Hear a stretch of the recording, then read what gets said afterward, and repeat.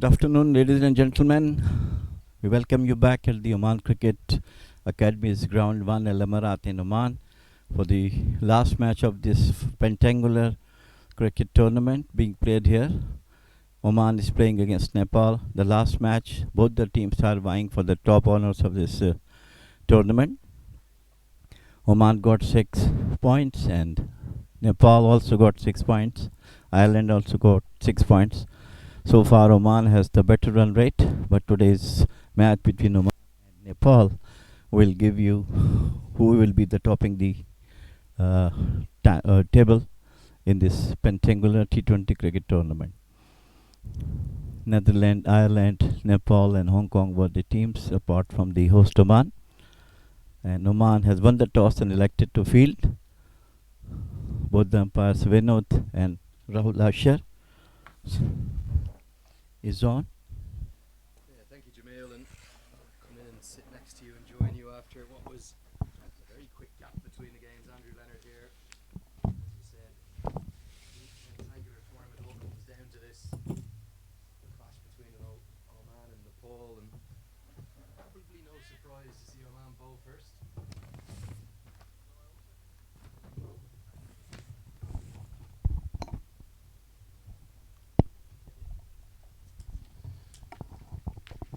So yeah, delighted to join you again here, Jamil, for the final game, the 10th and final match of this Oman Pentangular Series. It's the table-topping Oman who are going to be in the field. I'll bring you those teams now in a few minutes, but it will be Bilal Khan to open the bowling.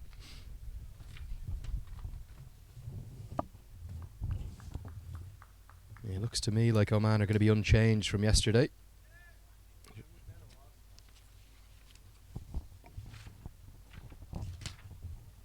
And for Nepal, a little bit of a surprise.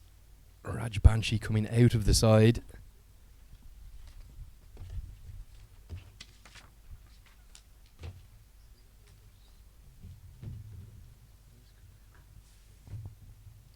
So here we go for the final time this week. Bilal Khan starts with a dot ball. Going to be the left-hand, right-hand combination opening up for Nepal. We've got Ishan Pandey opening up with Paras Khadka, the Nepal skipper. Nepal so close to turning over Ireland yesterday. Yeah, of course. But I think in Netherlands, yesterday's match, actually, Netherlands really today, they did a good job by getting through to Hong Kong and escape the wooden spoon. But yesterday, Ireland also played a good knock. And they did wonderful well against bowling in Nepal, who was really threatening them at one stage. Later on, they come back and clinch the victory which they were looking for. Bilal Khan getting that significant away movement from the bat of the left-handed Pandey. Generates good movement. And a good pace, the left-arm seamer coming in from the Al Emirat end here.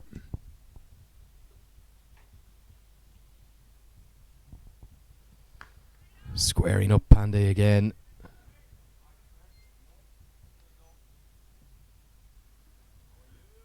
No runs from the bat yet. A cautious start from Nepal. Remember, they lost the toss this morning, or this afternoon.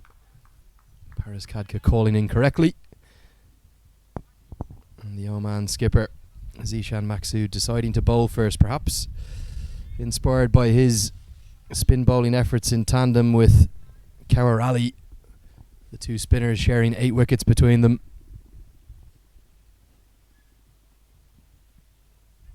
Beats him again outside the off stump. Loose from Pandey outside the off stump, and no runs to the total yet.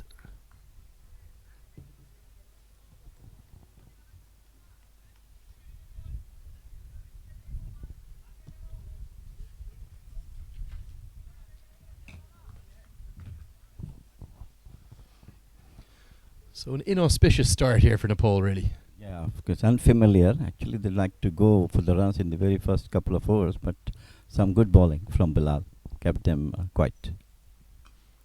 And there's going to be the first runs of the day into the leg side. Not the prettiest shot to the eye coming off the under edge of the bat. There'll be plenty of time to get back for 2. And I think perhaps because Paras Khadka is happy just to keep it at 2, so they won't get back for a third. Paris Kadka made Nepal's first T20I century last month, joining an exclusive list of those to do it as captain of their side. That was in the Tri-Series against Singapore. Singapore, of course, pipped Nepal to the spot at the T20 World Cup Qualifiers for the Asia region. Yeah, as I told, Karkak is a very brilliant all-rounder for Oman and leading their side from last almost 7-8 years. That's hit into the sky. That could be a chance for the first wicket. A little bit of a confusion, mix-up between the two fielders, but the catch will be taken. It was a short ball from Bilal Khan. He caught Pandey surprised by that. He looked for the cut shot, but he could only fly it off the outside edge. And despite the confusion between the backward point and cover fielders, the first wicket falls for Nepal.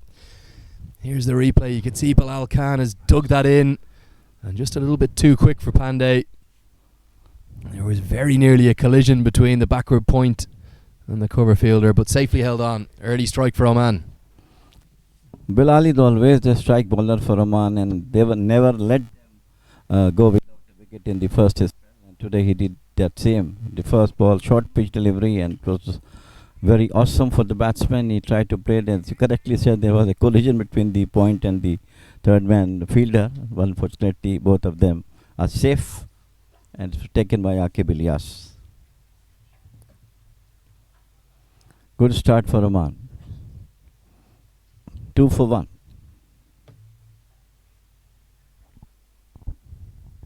Yes, that's the end of the first over. 2 for 1 the score. Not the start that Nepal would have wanted, but exactly the start the table-topping Oman would have been looking for. Just take a quick look at the two starting 11s today if we can. That's the Nepal team. Just the one change for them from yesterday, and really surprising to see Lalit Rajbanshi come out of the side given how well he bowled yesterday. But for Oman, I believe they're unchanged.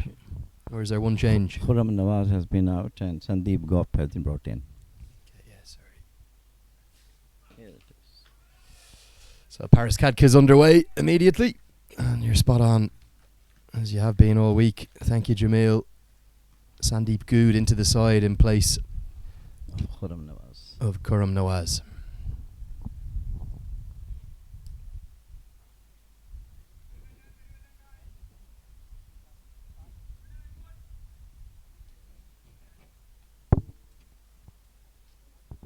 It's a stifling hot afternoon now. We're about 15 minutes outside of Muscat.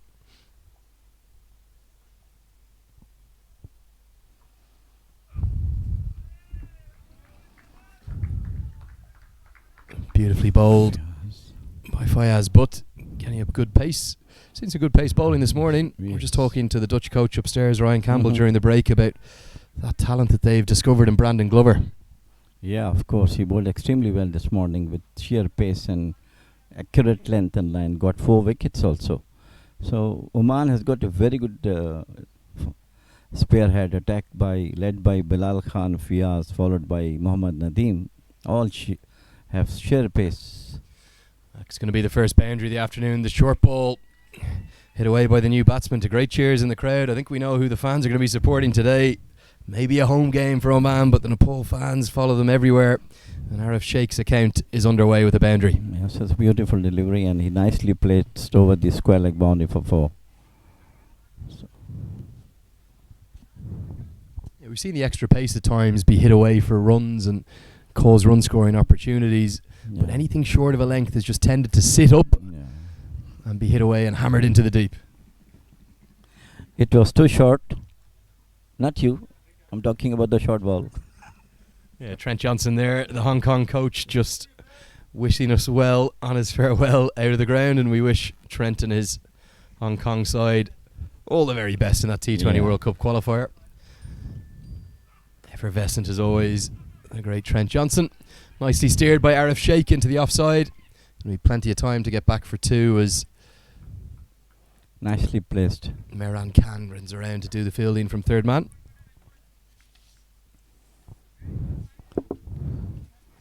Arif is a very solid player in the Nepal batting lineup, and he always bats very sensibly.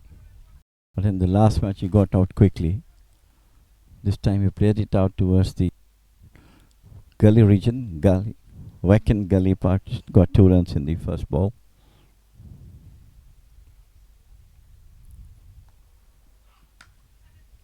That's glorious from Arif Sheikh. He's carved that over the offside. 2 full this time from Fayaz Butt. And Nepal starting to get moving now with their number 3 at the wicket, Arif Sheikh. Lovely shot from him over the head of the cover boundary. Full of confidence. Headed towards the cover boundary. 4 runs to him. Lovely shot. Slightly over pitch and he's take full advantage of it. Hits it high over the cover fielder for 4.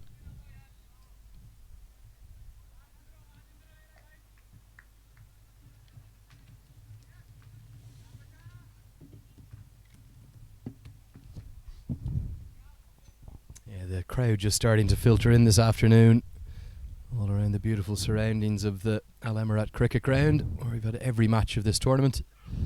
Oh, that's beautiful from Arif Sheikh. The perfect straight drive, half a hand onto it from Fayaz, but saves probably a certain 4.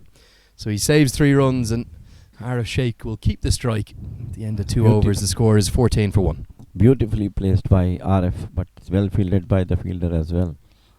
They prevented any boundary, got only a single of it.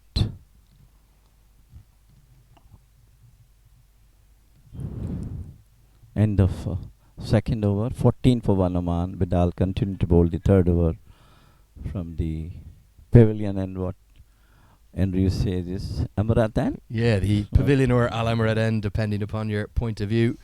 The points table there on your screen in front of you. As you can see, Oman, the hosts, they are on top. And it's going to take not just a win for Nepal, but a absolutely humongous win. We'll have the net run rate calculators out if they can do that, to work out how they would go above Oman and indeed Ireland, who'd be a 3-way tie at the top of the table, 6 points each. But Oman really in the driving seat, and the home side rightly favourites ahead of today, given the form they're in. Is Arif Sheikh. What a shot. Heaves that one into the leg side. That one's going to soar onto the VIP boundary, and in fact balcony. It's going to go over the heads of the VIPs there. That's the biggest 6 I've seen this week from Mohammed Arif Sheikh. Absolutely surprising change in his batting style. Andrew, I saw him always getting singles and doubles, but today I think he has decided to go to the bowlers. Yeah, it was a length delivery. You can see the replay on your screens there. Absolutely wonderful shot over the wide wicket boundary, over the VIP box for 6. Yeah, you could see the replay. He just missed his length. It was right into the slot from Bilal Khan and dispatched with complete disdain by Arif Sheikh. Been talked about as a star of the future for a long time now. Nepali cricket. Just as we speak about him being a star of the future, big appeal. There was a noise, given not out. Yeah, it was after. Let's take a look at the replay, see if we can pick up anything from our camera angle. It was a fish outside the off stump. Shorter delivery from Khan. No, I think. Or fuller delivery from Khan even. But no bat on that. The noise was... Absolutely, yeah, it was just clear. The sound of the bat hitting the ground. The 2 standing umpires this afternoon, Rahul Asher and Vinod Babu. The 3rd umpire, that's Hari Krishna, all coming from the Oman Cricket Board. Top edge into the deep. There's a man out there at fine leg. Dropped. Should have been taken. The local fans not happy with that, but the Nepali fans cheer in glee, because Mohammed Arif Sheikh should have been gone for 17, but he gets to live another day. A real dolly put down in the deep. That was a simple catch. It's popped out of the hand after getting it. Yeah, I think it was Mohammed Naseem in the deep at fine leg. He actually got into a good position at first and just jumped at the last second. And that led to the ball popping out, so a little bit of fortune for Nepal. He is a wicket keeper, Mohammed Naseem. Wide outside the off stump and signalled as a wide, 2 wide from Bilal Khan. That was a very, very important wicket for Oman, which was let down by Mohammed Naseem.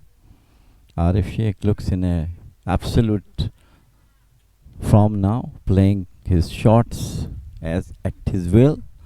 Though I saw him playing a very sensible knock, goes single and doubles, but today he's playing some cameo innings.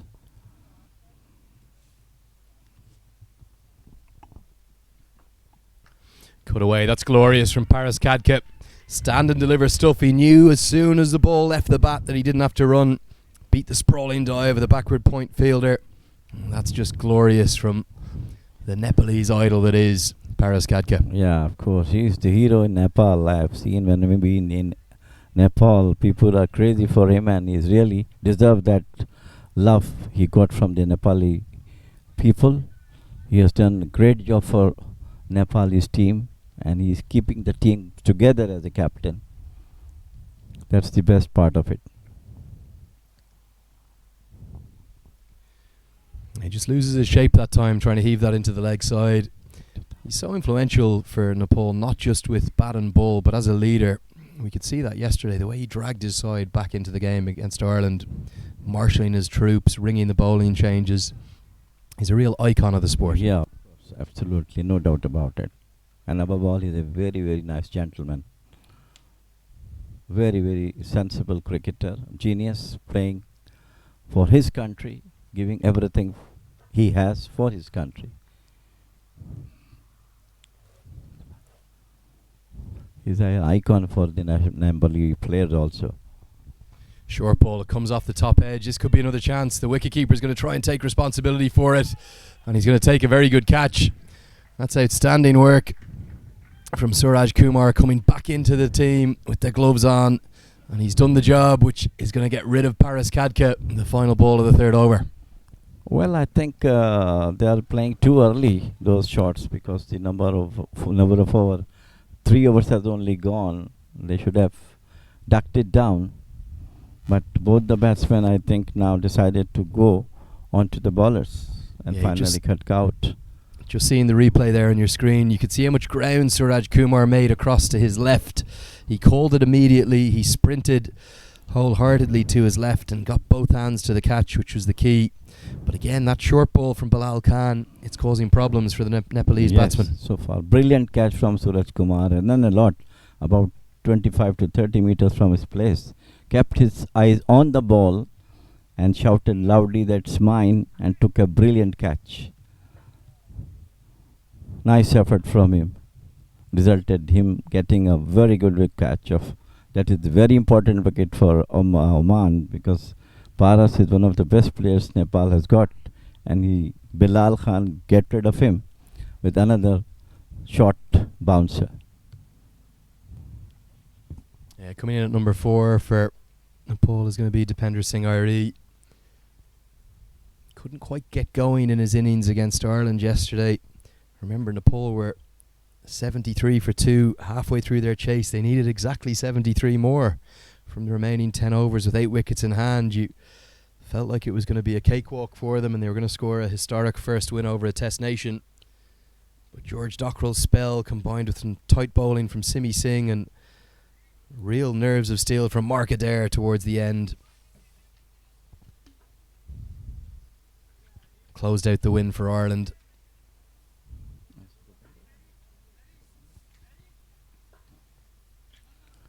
Dupinder is a new man in. He played a good knock yesterday against Ireland. So I hope that today he's also play with responsibility and gives some good score to Nepal for Oman to chase.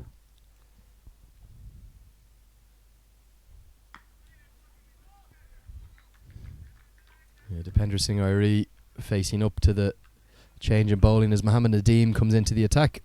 Number 99 on his back from the Muscat end. And he was really impressive yesterday with the ball. Yeah, absolutely.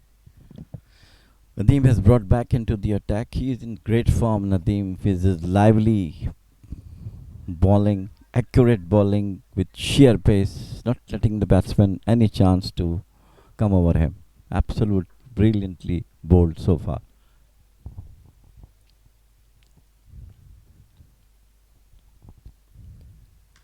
Nicely driven by Dipendra Singh, and as soon as it pierces the field here, with the hot circumstances and the hot conditions this afternoon, it's going to be a boundary 4 to get Dipendra Singh innings underway today. That's a lovely shot late onto the front foot, coming out, greeting the ball on the half volley, 4 all the way along the ground. Picked the gap nicely, just pushed the ball through to the point and cover boundary 4 runs. Lovely shot from him. Good start by him.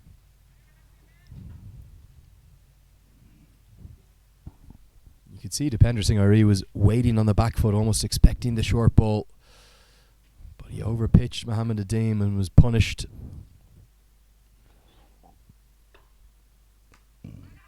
Another nice shot into the offside, this time a misfield. A backward point from Akib Ilyas. They'll get back for 2. Oman so good in the field yesterday, perhaps showing the effects of 2 afternoon games in a row.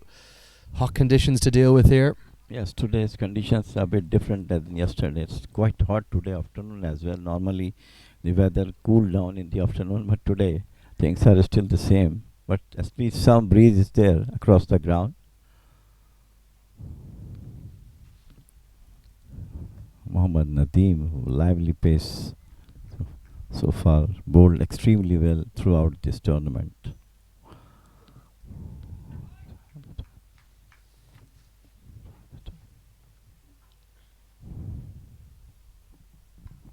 Cut away, that's come almost off the cue end of the bat. It's going to be another boundary, a second one of the over for Dipendra Singh. Not where he was intending to place it, but the Nepalese fans won't mind that. Another boundary 4.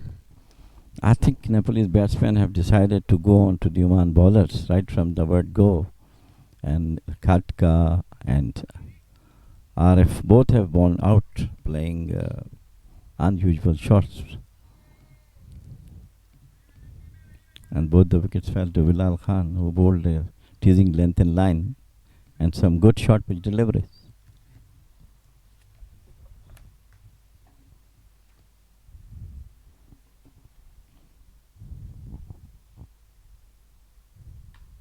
Cut away again by Dipendra Singh. That's the shot he favours.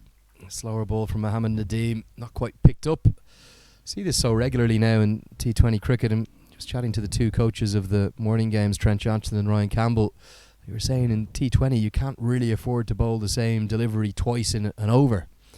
You have to constantly be willing to change it up, whether you're a spinner or a quick bowler. Particularly the quick bowlers, you can't bowl 6 out and out fast delivery, so lots of slower balls being used. Yeah, it will give them little, relief from bowling the fast bowling and also variation. Clipped off his hip this time by Dipendra Singh. Little bit of a mix-up in the running between the wickets, and they've ended up at the same end. And Dipendra Singh has thrown his bat away in frustration. He's going to be the one run out. Originally, they did want to come back for 2. And RF Sheikh, you felt, was going to come back for 2. But with the mix-up, as so often happens with the run-out, has ended in catastrophe. And Dipendra Singh has paid the ultimate price with his wicket. After 10 runs, 11 in fact already from the over. Here's the replay. You'd have to think there was 2 runs there to be had, but the complete mix-up in the running between the wickets has ended up with the ludicrous situation of both batsmen at the same end, and Dipendra Singh's bat being thrown away in frustration. It's a disaster for Nepal. It was really unfortunate run out. Could have been easily, I think. He was already halfway through, but I think the batsman didn't saw him coming up. He was looking at the ball, and by the time he came, the bowler threw the ball back into the wicketkeeper's hand, and it was a bad mix-up and great loss to Nepal batting. Yeah, 3rd wicket inside 4 overs for Nepal, and even though the runs have been coming, they're going over 9 and over. They can't afford to be losing wickets in the power play, and Binod Bandari is going to be the new man in at number 5, the wicketkeeper batsman. But RF Sheikh and Bandari are going to have to rebuild now. First, I think they have to consolidate their position right now. Instead of going for the runs, they should look for single and twos to give them some strength in the runs, and then they go for their favorite shots. There's another bowling change from the Amarathan, and it's Amir Kaleem brought back into the attack. Yeah, going to be Amir Kaleem for the first time today with his left arm spin. Those graphics at the bottom of your screen, we're just getting them updated because it is indeed now 37 for 3. Of course, Nepal will get one of the runs that were completed, but as they turned and come back for the second, Dipendra Singh might have run 2, but Mohammed RF Sheikh, he only ran 1. So 1 run to the total, but crucially for Nepal and Oman, the run out. Lovely start, and we can see immediately why he's been brought into the attack. Turn right away, even with a ball that's less than 5 overs old. Lovely left arm spin bowling. Yeah, Amir Kalim is a very useful spinner, and he's always tried to get wickets in the early overs. He's flat bowler. That's going to be a boundary. Hit over the head of mid-on, who's up in the circle. Remember, just 2 fielders allowed outside the circle in this first 6 overs of the power play. They're at long off and deep square leg, so that's going to be a boundary for. Lovely batting. He really held his shape nicely there. Just his second delivery, Binod Bandari. Yeah, it was half volley and very well struck by Bindari over the head of mid-on, 4 runs to him. I think Nepali batsmen should stay on the wicket first and they go for the runs later on. But of course, any short ball, any good delivery they think that they are going to hit, they should get it. Bowled him. That's going to be the 4th wicket in 5 overs, remarkably. So it's going to be 4 and out for Binod Bandari. That one really kept low, a little bit of a grubber. And he does have his man. He's got his revenge. Amir Kalim. Oman continue to dominate as they have throughout this tournament. 4 wickets inside 5 overs. Yes, and all came in quick succession. Once again, the change has brought wicket for the skipper of Oman, Dishan Maqsood. And Bindari wanted to hit it out towards mid-wicket, but ball kept a bit low and hit the stumps. The 4th crucial blow to Nepal's batting. Bindari, he's a very good player. Unfortunately today he didn't come up like his earlier batsmen, Paras Khatka, and unfortunate run out of Dipendra Singh. It's going to be the youngster Sandeep Jura to the crease. Not even 18 years of age yet.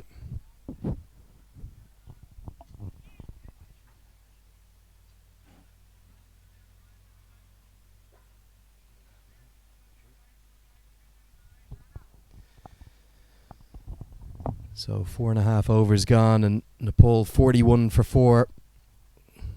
Not the start they will have wanted in the wickets column. Perhaps the run rate going fine. I'll just bid a short farewell to Jamil Zaidi. I'll have to get one of our special guests onto the broadcast, but the runs continuing to come for Nepal, this time through the shape of a wide down the leg side from Amir Kalim.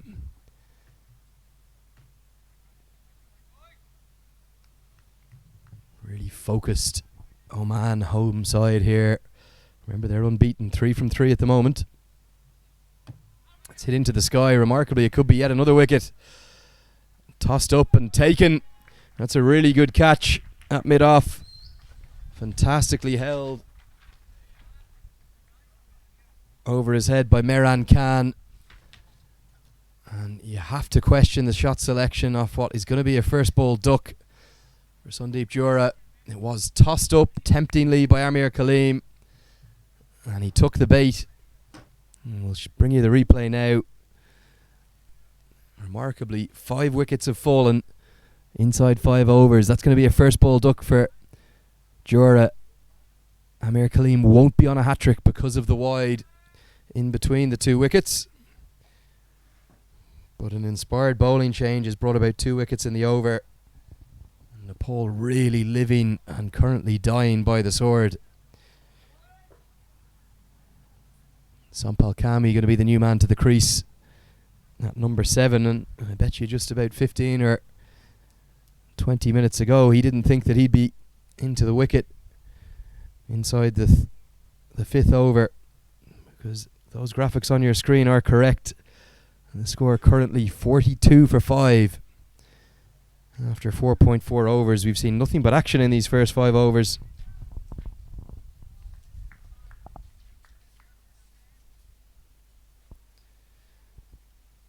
Real disappointment for the Nepalese fans who've come in here today in such great numbers. Plenty of Oman fans up on the VIP balcony behind us as well. This bowling change to Amir Kalim has really worked wonders for Oman. Yes. Now I can see him at his best, what class he was having during our last outing in Ireland into the 2015 qualifier. He was the main wicket taker for Oman. 16 wickets he took in that tournament. And today he's showing the same class in his bowling. Yeah, it's a good start from Sampal Kami. just clipped off his legs into the deep. You get back for a single. You have to question some of the Nepal stroke play. When you lose early wickets, you need to consolidate, and every one of those dismissals, perhaps with the exception of the one that almost ran along the ground to clean up Binod Bandari, it was a little bit unfortunate.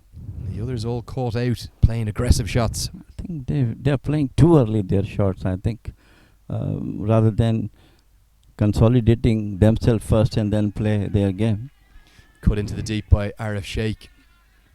Remember, of course, Arif Sheikh was dropped as well. This could be even worse for Nepal. They could be 6 wickets down right now, but at the end of the 5th over, it's been all action.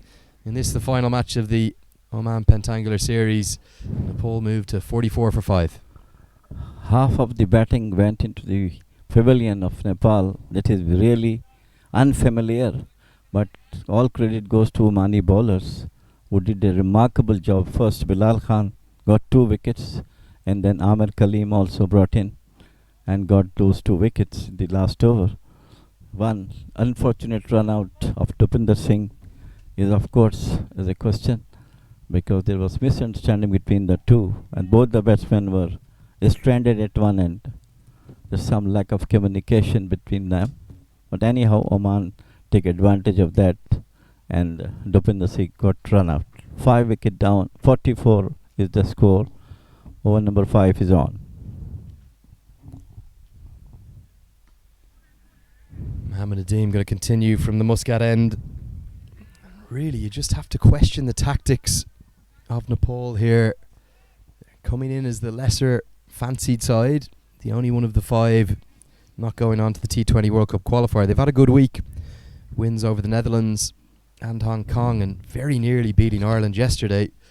But they really have just gone all-out attack, and 5 of their batsmen already dismissed after just 5 overs. Yes, really, it is very, very unfortunate for Nepal, and Nepal is not the team who is going to have this T20 qualifier in UAE, but they really played absolutely brilliantly in the last 3 matches.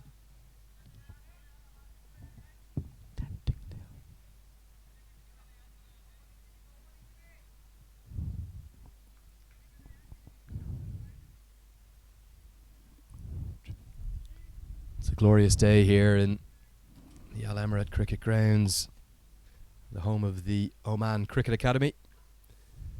We're playing this game as we've played all 10 matches at the Oman Turf 1 ground. Sensational facilities that are in use here. Beautifully bowled that by Mohamed Nadeem. Beats Sampal Kami outside the off stump. Sampal Kami an out and out all-rounder, very competent with bat and ball, so still some hope here for Nepal. Yes, I mean, it's not everything not gone now. It's still 5 overs, still 15 overs to go. If they stay on the wicket, look for singles and doubles, consolidate their innings, and then go for the runs. That is the, I think, only way out. They have to come up with a good total for a man to chase.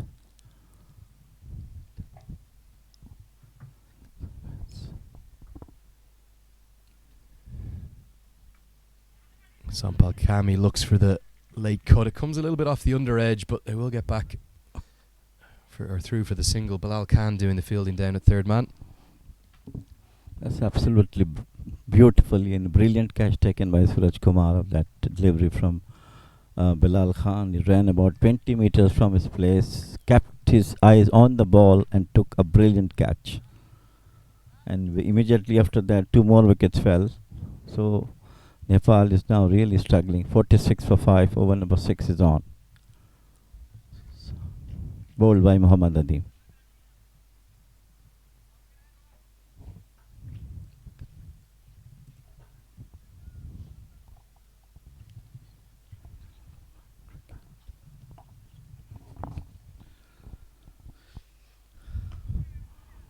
Yeah, watchful now from Arif Sheikh, and even though that run rate for Nepal right up, hovering just under 9 and over, it's the wicket column that's going to be the concern.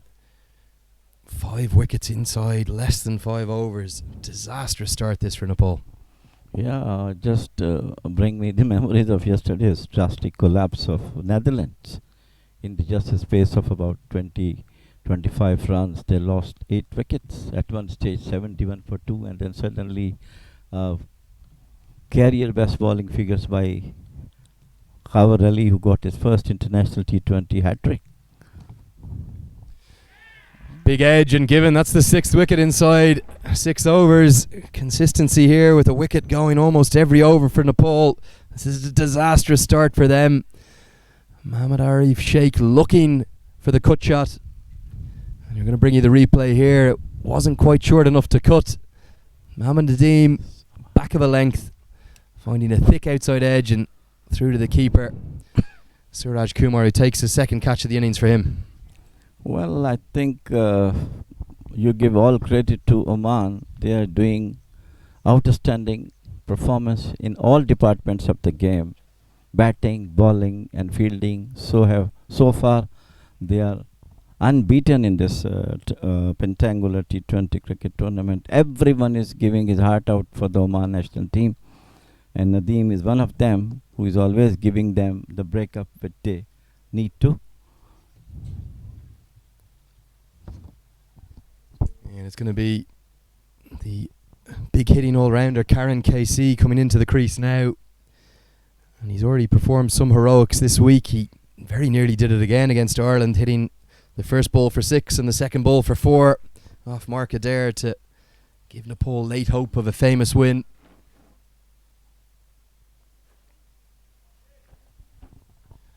But Karen KC is in just the 7th over of the match, remarkably.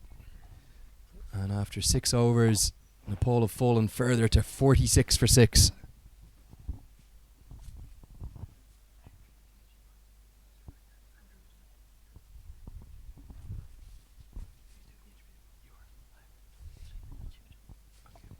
So I'll just bid you a farewell as I'll pass over to Jamil Zaidi, who has got a particularly special guest with him right now. Well, gentlemen, I do have with me Mr. Pankaj Khimji, the Senior Director of Oman Cricket Board, Chief Division of Oman National Team. We welcome you, Pankaj Bhai. And first of all, congratulations to you for having this wonderful tournament, which is a prelude to the qualifier in T20 in Dubai. All credit to you for having such a wonderful tournament, bringing all the teams together. Good afternoon, Jamil. Thank you, Andrew. It's really a pleasure to be coming on air. It's our first official live telecast of a Pentangular in Oman. It's also our second international tournament that we're hosting. So obviously we are making some strides in the international arena of T20 and ODI cricket. We're extremely grateful to ICC for having supported us and encouraged us to host and to build this magnificent facility. Obviously, we're very indebted to to His Majesty over here, who's endowed the full development of this ground, the infrastructure, the clubhouse. But more importantly, yes, we are indeed very proud of what we have.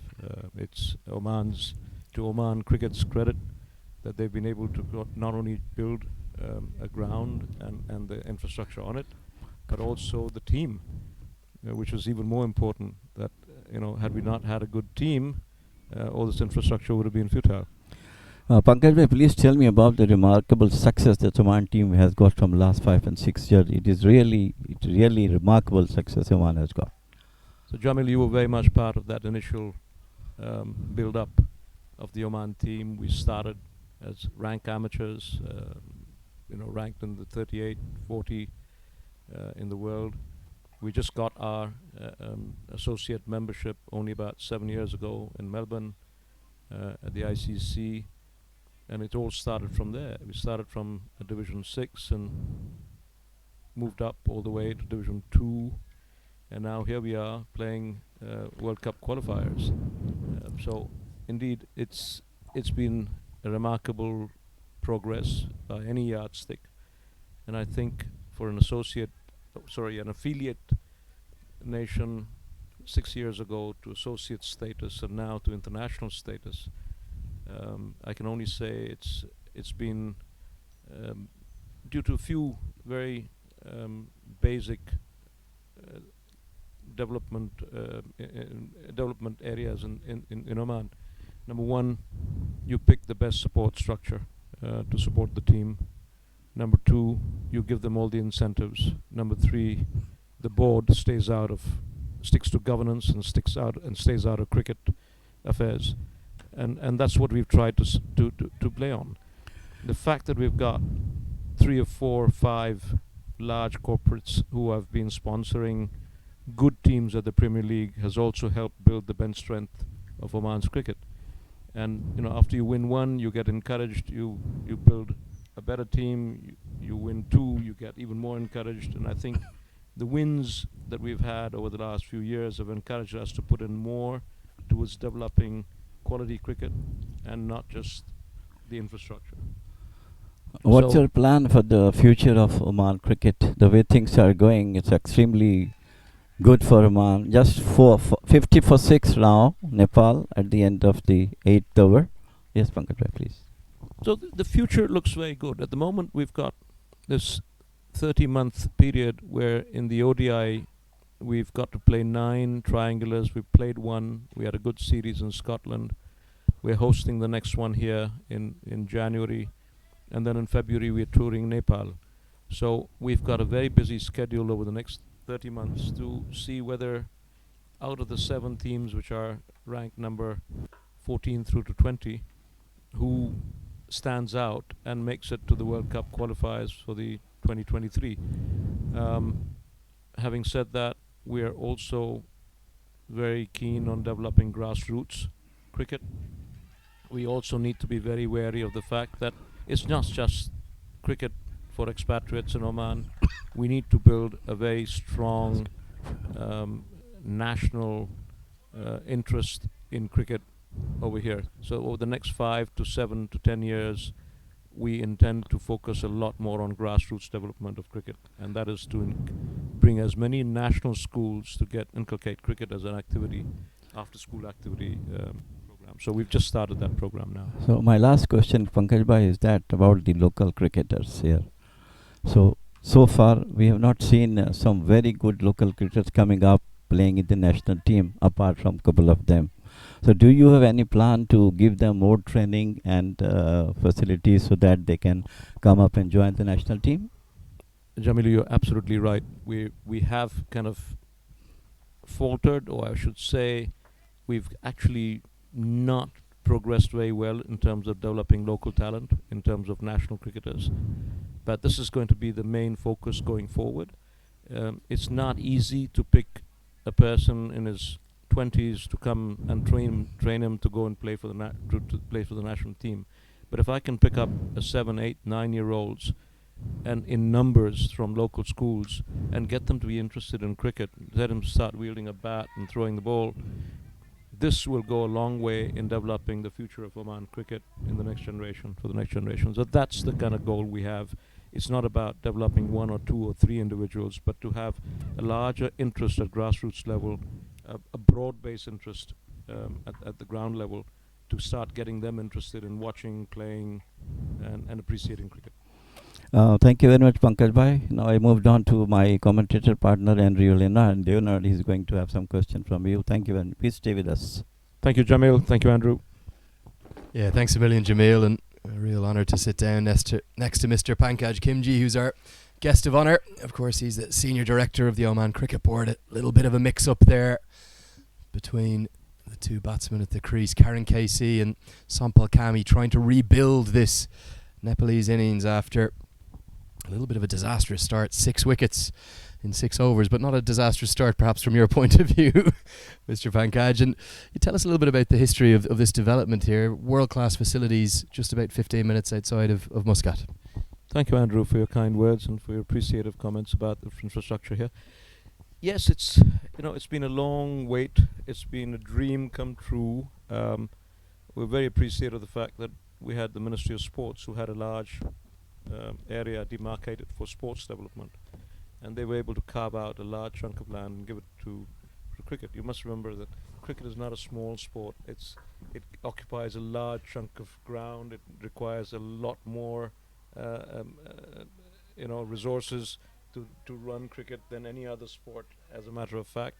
So we were very kind that they were able to grant that. We then were very kind that His Majesty appreciated the fact that we had done a very good, sound league system over the years, over the last 40 years of cricket in Oman, and the fact that we required an infrastructure would be, reflective of the work that we've done. Here goes a 7. Yeah, just going to interrupt you there because Amir Kaleem is continuing with his golden arm. His left arm spin has found its way through the defensive efforts of Karen KC, and the wickets continue to fall here for Nepal. Not the start that they were looking for to this final game of the Oman Pentangular Series. Just going to bring you the replay here now on your screens in front of you.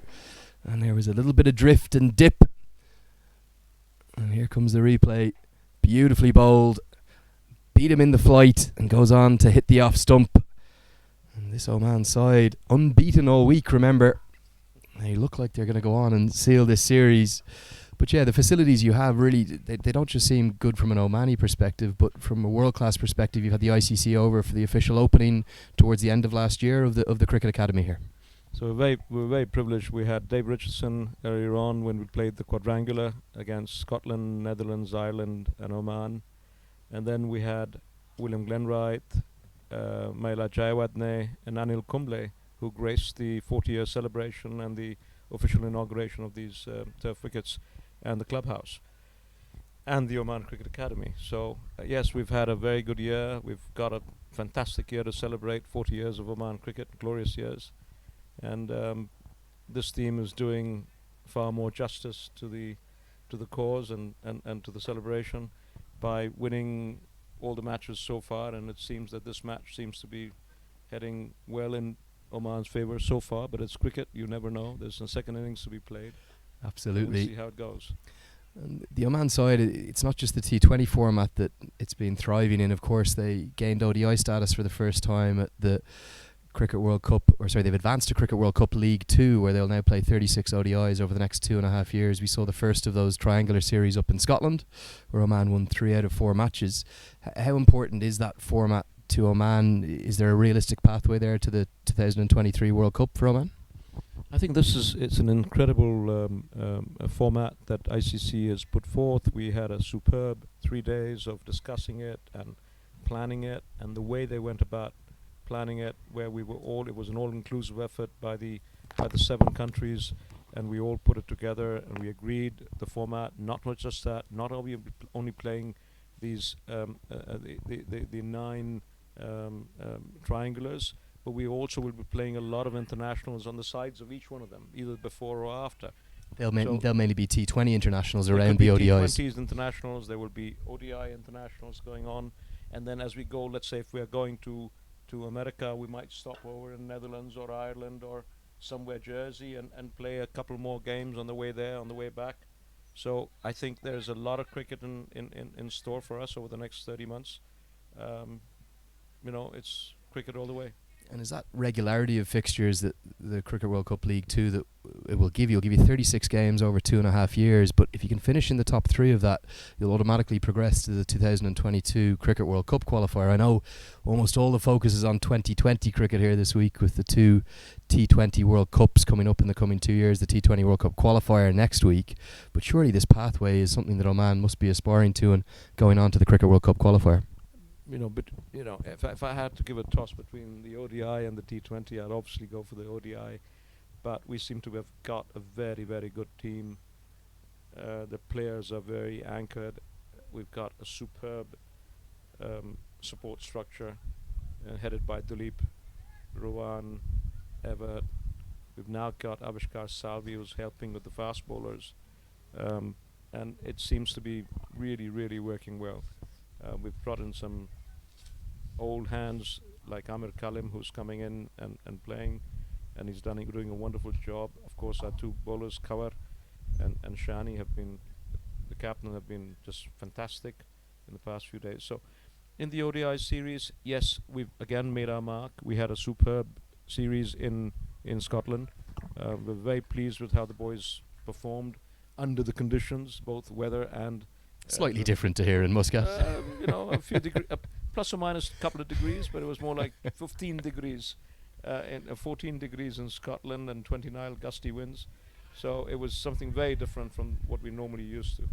Yeah, changing bowling here at the Muscat end, and we brought the hero from yesterday into the attack. That's Kawar Ali with his leg breaks. He bowled a beautiful delivery past the outside edge of Sampal Kami, the first one, and then a misfield from Bilal Khan at short fine leg allowed him to get back for two. But a real historic day yesterday, because it was not just the first hat-trick for an Oman international, the first one in associate men's cricket in T20 internationals, and the first one ever with the first three deliveries of a spell.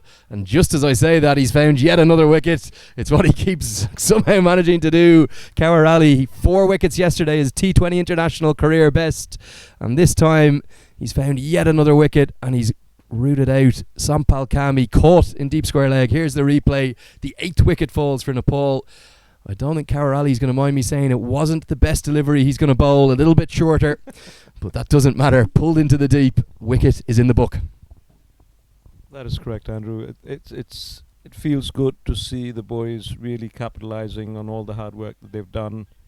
It's good that they're enjoying their cricket. It's good that there's such a lot of camaraderie between them. It's a hot pot of cultures, of nationalities, of their ethnic backgrounds, but that's what makes Oman so special, both from the Oman cricket team point of view and Oman as a country point of view. We're kind of a country which has open arms, and we're friends of everyone, and we believe that everyone needs to live in harmony. Let me take you back a few years to the 2015 World T20 Qualifier hosted in Ireland and Scotland. Oman came into that tournament, I think, as the lowest ranked of the 14 competing sides, and whilst it might not have come as a huge surprise to some of the local supporters of the game like yourself, certainly on the world scale it was an absolutely massive shock as you beat Namibia to spark those jubilant scenes of celebration, everyone running on the pitch there in Malahide. And they not just qualified, they went on to represent their country with great esteem in the World T20 up in Dharamsala in India. Tell us about that story of that team and how they did manage to qualify in 2015. That was really a dream run. You're going into a tournament having just about made it to the 14th place out of 14 teams, and going in there as a complete, rank outsider, and we were happy doing that. When we went into there, we said the last time we went to Ireland, the cold got us. I don't know whether the wickets got us or whether the bowlers got us or the batsmen didn't play well. The Irish breeze. The cold certainly had got us, and we remembered that very well. And we said the bowlers just couldn't grip the ball. Yep. So this time he said, let's go in for a preparatory camp, and we went to County Cork in the Republic of Ireland. Down to Munster. And courtesy our friends at the MCC in London, they put us up with one of their partner counties, and we went and stayed there, and we said, by the way, we just also need to understand that seam wickets in England and in the Isles over there are not the same as the seam wickets anywhere else in the world. The ball moves considerably more, and it's not about how fast you bowl, it's how well you move the ball around laterally. So we said, who can we get in? And then again we asked MCC and said, there's a person called Derek Pringle, maybe he could help.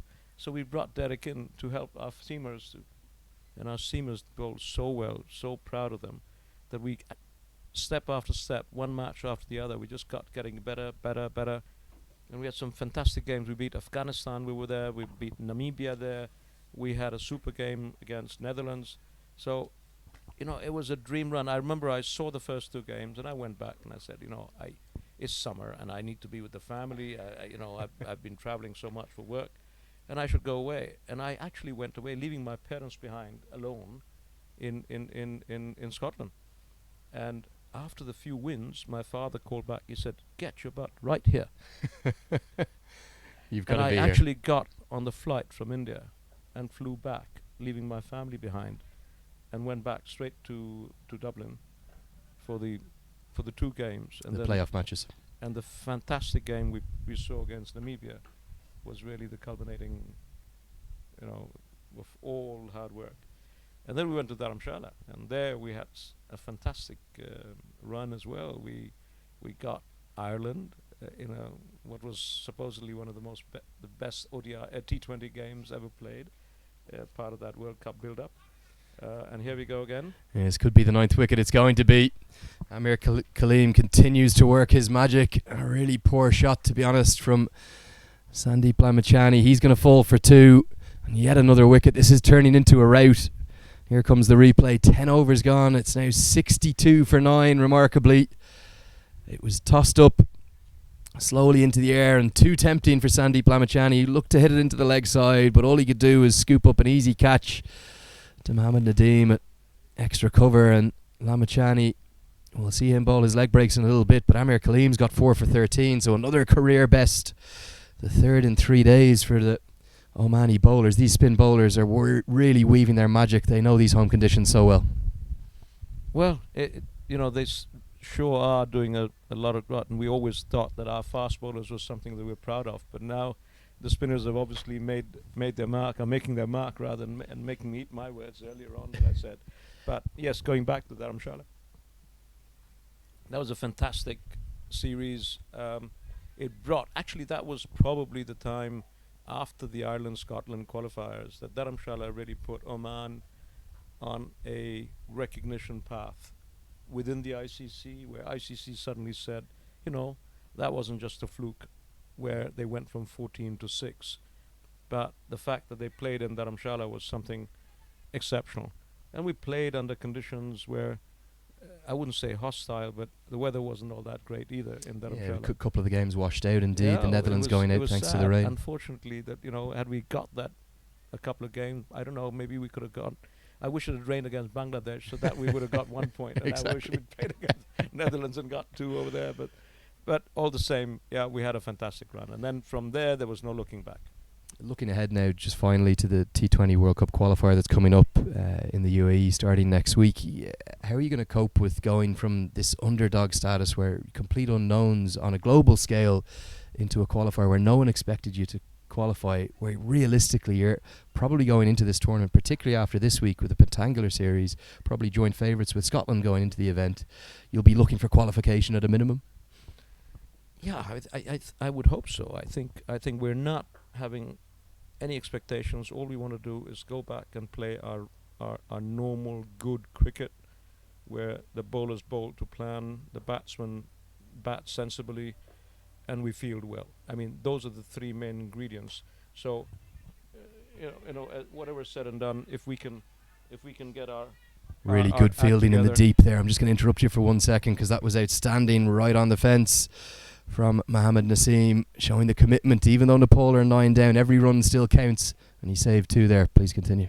Yeah, so I think if we can just follow the same kind of pathway that we've followed so far, in terms of making sure that our basics are right, our bowlers bowl to their strength, and our batsmen hang in there, the top 6 batsmen really contribute, we don't see any problem. We see at this moment in time all our 15, 16, 17 are playing well.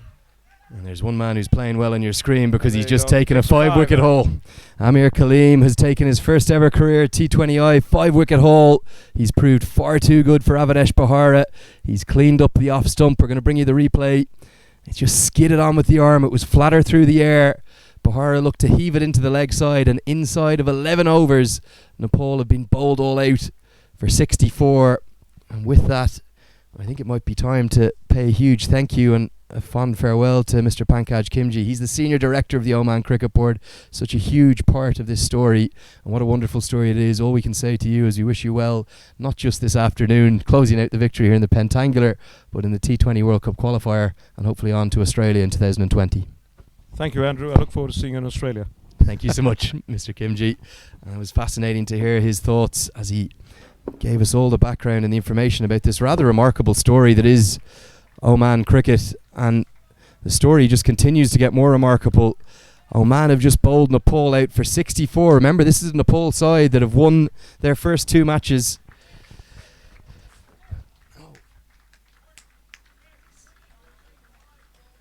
I'm just going to show you the celebrations as the side go off the pitch to great acclaim. And the reason there's so much acclaim is because they have bowled Nepal out for 64. They have absolutely routed this Nepal side. One of the lowest totals in Nepal's T20I history. And Paras Kadka, the Nepal captain there, just checking with the umpires, will they go straight out? We're going to bring you all the details of the scorecard now. Fascinating hearing the thoughts of Mr. Kimji. He's been so instrumental in this story of Nepal cricket. But let's take a look at the card. And outside of Mohammad Arif Sheikh's 20, Dipendra Singh 11. Really nothing to shout about for Nepal. Everyone else in single figure scores. It's been a day they're not going to want to remember. They've been bowled out for 64. And as I'm rejoined here by Jamil Zaidi, that was an outstanding bowling performance from Oman. I don't know. I'm really mesmerized by the way the Nepali batsman got out. It is totally unbelievable way. I mean, I have never ever seen. I have been with the Oman national team as a manager for about 7 years and played a lot of cricket against Nepal, but they never ever crumbled against us like the one which they have did today. Absolutely fantastic bowling by Amir Kaleem, supported by Bilal. I don't know what happens to the Nepal's batting. Really, it is very, very unbelievable way they got out to 64. Yeah, it's his 17th T20 international, Amir Kaleem, the 37-year-old. And it's a day he won't forget because it's his career best. You can see the figures there on your screen. 5 for 15. He's going to finish with, well supported by Bilal Khan with 2 wickets. Mohammad Nadeem and Kawar Ali with a wicket apiece. And of course that catastrophic run out where the 2 batsmen ended up at the same end. So that's the state of play here at the halfway stage of the match. It looks for certain like Oman are going to run out winners of this tournament. And they're going to run out unbeaten winners because they're just going to need 65 runs. We'll be back with you with the second innings in the chase in about 5 to 10 minutes' time.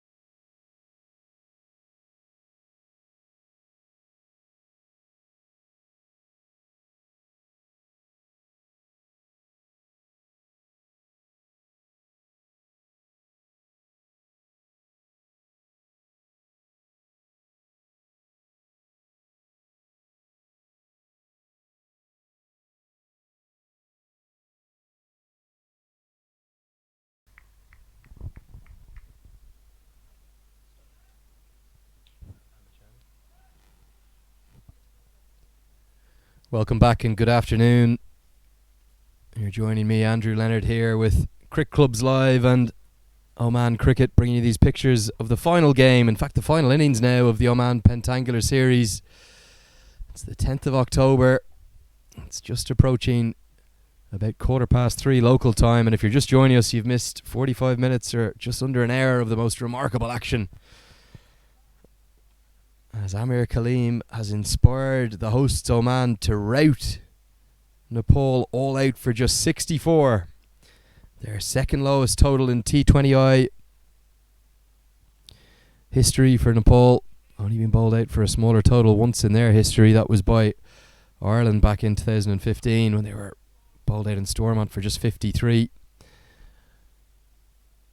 But they're going to need some miracles from their magic man Sandeep Lamachani, who's on your screen.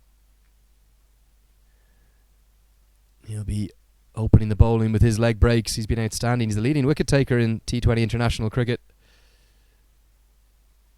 this week. Not this week, this year.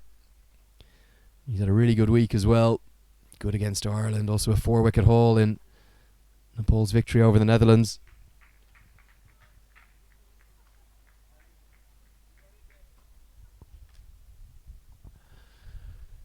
So 64 all out for Nepal. Here comes Lamachani. He starts immediately inside edge onto the pad. We've just had a big crowd start to filter in, pushing towards the end of the workday. A lot of these fans not supporting the home side Oman, but a lot of them passionate Nepalese fans in the crowd.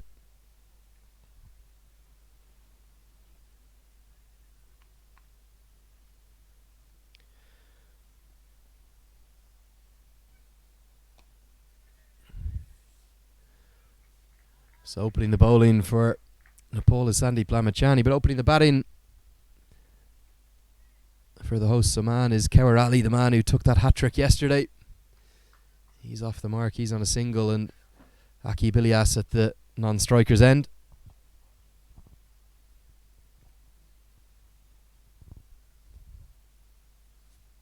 Short ball pulled away, and Lamachani is yet another wicket. And there's a huge crowd, possibly the biggest cheer of the week, because all of the Nepal fans who flocked here to the Al Emirates cricket ground have what they want. They have an early wicket, and Sandeep Lamachani, no surprise that it's him who's taken it. We'll bring you the replay here now. Wasn't the greatest delivery from Lamachani. He just dragged it down a little bit, but looked for the pull shot, Aqib Ilyas, and he could only pick out Sampal Kami at mid-wicket. Is there a bit of hope for Nepal in this game? Could we have a low-scoring thriller? 64 is all Nepal have on the board. Remarkable scenes. I'm joined again, as I have been throughout the last couple of days, by the great man to my right, Jamil Zaidi. Not the start Oman would have wanted. Yeah, nobody wants this sort of start. A similar way to Nepal has done, but it was not a good delivery, Andrew. I think it had to be over the mid-wicket boundary, but I think he mistimed it. Straight catch to Sampal at short mid-wicket. 1 for 1 Oman. If you have any chance of defending a low total, you need early wickets, but surely this low total is going to be too little for Nepal to defend. But no surprise to see them go to their star man, Sandeep Lamachani. He can't stop taking wickets of recent times. Such a talent, and remarkably still just 19 years of age. I was talking to him yesterday in between the matches. He said he'd barely been home over the last 12 months and he felt like he was constantly on the road, but looking forward to getting back home to Nepal to see his family over the coming weeks. That's of course because Nepal aren't in the T20 World Cup Qualifier. Comes as a surprise to many people, but Lamachani has already taken 9 wickets this week. He's a man in form as the new man to the crease. Amir Kaleem, he was the star with the ball. The first 5-wicket haul in the history of Oman cricket in T20Is. Yes, absolutely. Fantastic bowling from him. He's always among the wickets, but of course not the way he got today. 5 wickets is of course a big achievement for him and also for Oman. Hit early into the offside, but it's going to be a boundary, it looks like, although Karen Casey is chasing. And he's going to be able to just pull it in with the foot before the rope, so he'll keep it to just 2 runs. just for a moment you felt that Sampal Kami at extra cover might have been in the game. We'll bring you the replay. It was another short one from Lamachani. We've seen him try to bowl slowly through the air, but it was to the left of Sampal Kami, and Karen KC did well to cut off the boundary 4. Quicker this time through the air. Really good start from the phenom that is Sandeep Lamachani. Another wicket for him. End of the first over. Oman 3 for 1. Yeah, absolutely. I think in last 2 days, 3 remarkable performances from the bowlers itself has really bring a lot of fame for all 3 bowlers. Khawar Ali got a hat-trick yesterday, and the only bowler in the associate members who got a hat-trick in T20. And then Zishan Maqsood, magical figures of 4 wickets for just 7 runs in 3 overs. And today Ahmed Kaleem did a magnificent job. 5 wickets all is always a big achievement for any bowler. Yeah, big smile on Sandeep Lamachani's face as he comes down towards our commentary position. Gives us a thumb up and a little tongue out. Confidence just ebbing through his veins. He's going to be joined by Karen KC in opening the bowling. Another man in form. He did just threaten with the bat today at one point. I thought he was going to be able to try and salvage that Nepal innings, but just wasn't to be today. 64 all out, but that early wicket from Lamachani just giving them some hope. He is one of the best all-rounders Nepal team has got. He got 4 wickets apiece in 2 matches, and then that memorable win for Nepal against Netherlands in the last over. Yeah, good start from Karen KC, and good to see Paris Kadka on the attack as well. There's a slip in place. Arif Sheikh. So Paul must know they need wickets. They don't have any option, right, to go full attack, and then it may be, success for them as they did in the first over. No option except to go for full attack. 64 is a very low total in any form of cricket. That's a lovely straight drive from Khawar Ali, showing that his skills are not just with his leg breaks. Straight down the ground, they'll come back for 2. Interesting that the pitch seems to have taken a little bit more turn in the afternoon. Yes. On both days, yesterday afternoon, the Omani spinners dominating, and today again. Today also, I think the first delivery Javed Karim bowled it turned a bit more than expectations. But most of the balls he bowled were almost a straighter one, not turning too much, Andrew. Short ball from Karen KC. Going to be signalled wide, just going above the head. Just getting a few messages from some of the Nepal fans on social media. I want to read you one of them here. Will you please convey this message to the Nepal team? However we play, we will bounce back. Good luck, team. We will always have faith in you no matter what you do. No matter what the total is, we are ready to fight till the end. Isn't that a good message to receive? Well, I think Nepali fans are supporting them in all conditions, except for today's one, because my friend Shailendra is really upset today.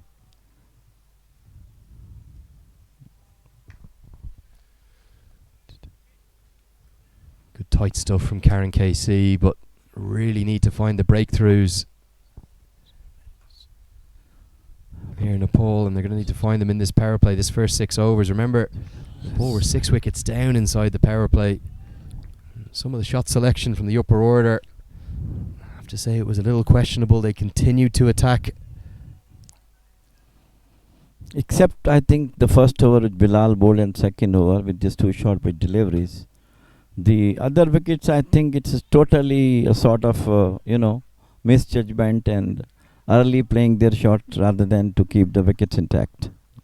Brilliant fielding at extra cover. The direct hit would have been close and sent it upstairs to the third umpire. This is a youthful Nepal side that they've picked, one with far more energy than previous times, and that was Sampal Kami, who picked up cleanly at extra cover, tried to throw down the stumps, and if he did, it would have been very close indeed. We would have been going upstairs to the third umpire. Well backed up in the deep. I was with the national team Oman for about 7 years as manager, and I've never ever seen More outstanding fielding.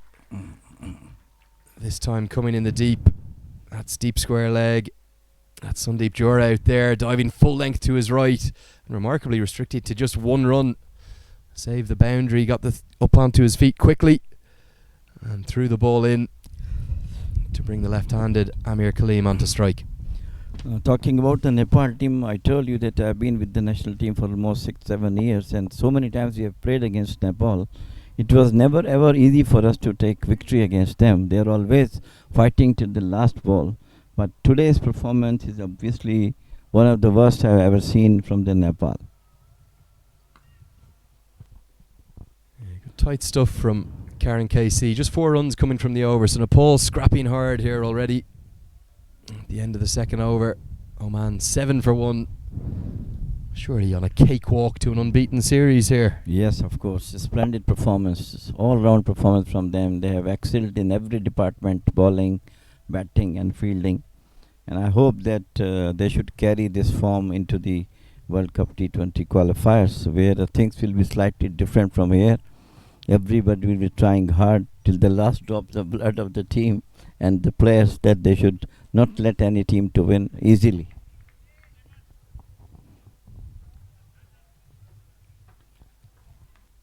Lamachani's going to continue, and I think that's the right thing to do. They're going to have to try and search for wickets, even if they need to bowl Lamachani out early here. Beautifully bowled. We've seen the problems that leg spin have caused all week. Wickets, not just for Lamachani. Gareth Delaney of Ireland taking wickets.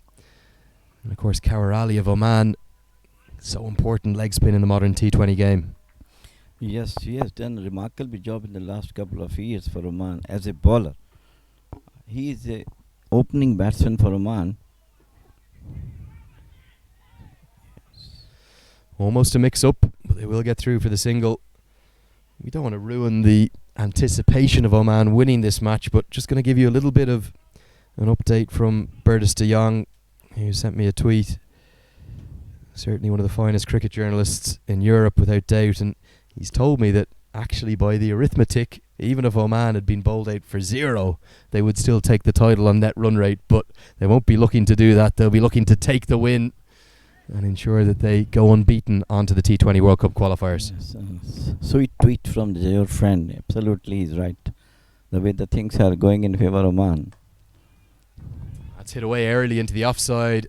Not a huge amount of power. They're going to chase hard. That's Dipendra Singh. Brilliant fielding again, and so well backed up by Sampal Kami. Look at this youthful Nepal side in the field. They might have their struggles with the bat and their problems with the bat, but you can see why there's an enthusiasm for the future there. Really good work by Dipendra Singh and Sampal Kami. Absolute brilliant work from Dipendra. I'm telling you, they are really fighters on Nepali team, and they will not let this 64 runs to be scored easily by Oman. That's the googly from Sandeep Lamachani. Really well watched and more outstanding fielding. That's getting the crowd going. That's Sandeep Jura again. He's already had one outstanding stop. I think Oman has to be very patient in getting this so small total of 64. Looks for the sweep, thuds into the pad. There's going to be leg byes here, I suspect. Only time for a single. We'll wait for the umpire's signal. It is indeed leg byes. 10 for 1. Over number 3 is on. Lamachani, one of the finest leg spinners in the world, is bowling now. His second over and got first wicket in his first over of Akib Ilyas.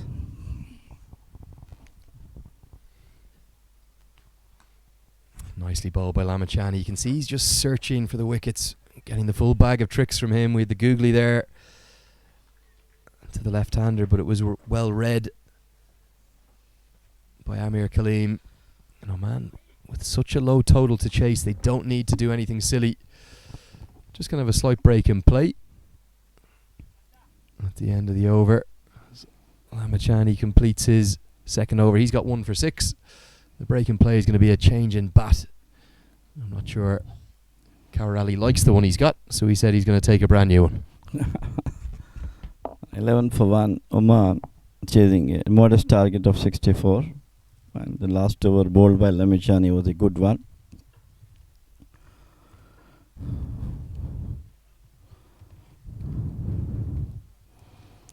I hope that Oman should carry all these outstanding performances they had in this pentangular T20 tournament up to the T20 qualifiers in UAE, where it looks from the way they are performing that they might go to Australia, as Pankaj Kimji has correctly said that we will be seeing you in Australia.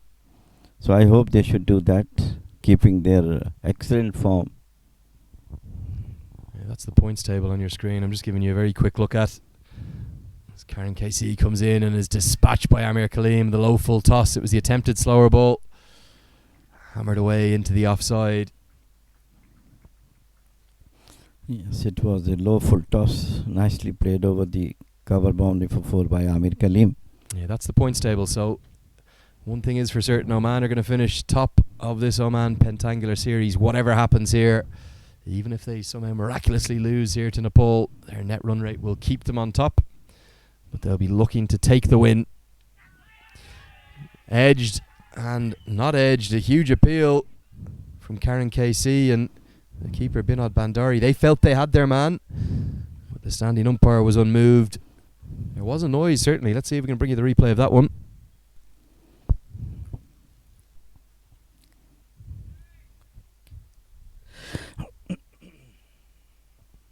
Yeah, certainly very close to the bat as Kaleem looked to cut it away, but the two standing umpires out there, both unmoved. That's Rahul Asher and Vinod Babu.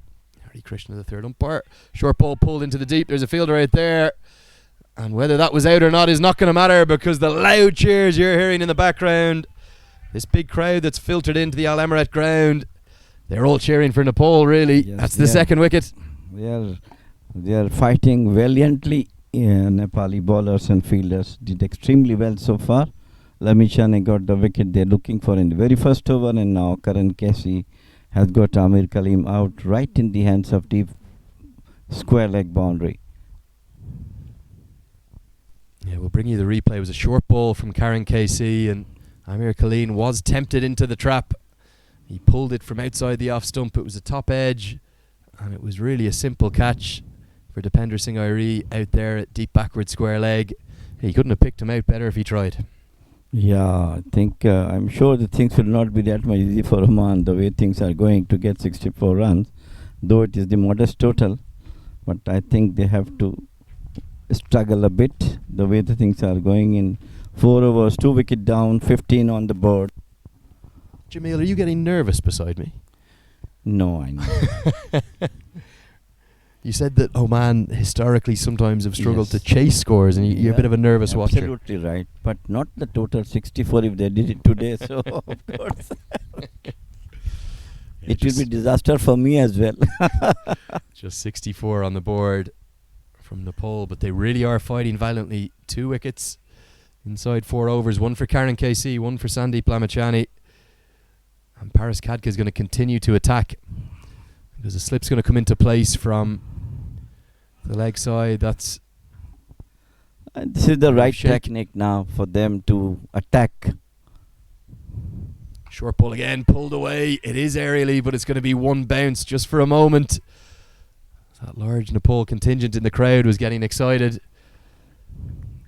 Just such a shame, isn't it, that we don't have a high scoring affair to end the week. It's been such a good week of cricket. We might have a low scoring thriller instead, but the big crowd that's coming in, they wanted to see some big hits. Yeah. Hong Kong was out for 67 the first opening for Oman. Just 3 runs more than what Nepal has done today. But it was quite easily done by Oman by losing 2 wickets. But now there are 16 for 2. Number 4 over is on.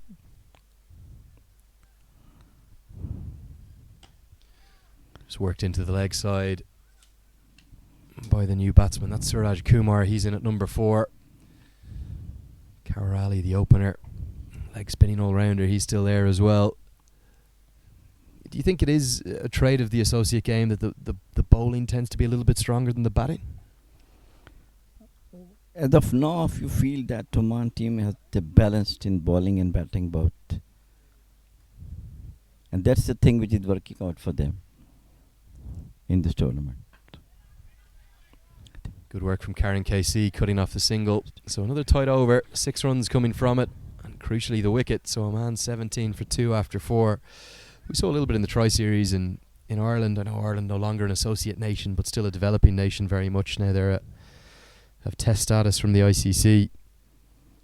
But batting was really the strength that week. A lot of power hitting between the Irish, Scottish and and Dutch sides, particularly that power-packed opening duo for Scotland, George Munsey and Kyle Coates. But Ireland have added a power hit into their game, and we saw it today throughout the morning game as the Netherlands really started to show what depth they have in their batting. Roelof van der Merwe promoted up the order with 50, Tobias Fossé making 68, and that innings from Scott Edwards, 42 off just 21.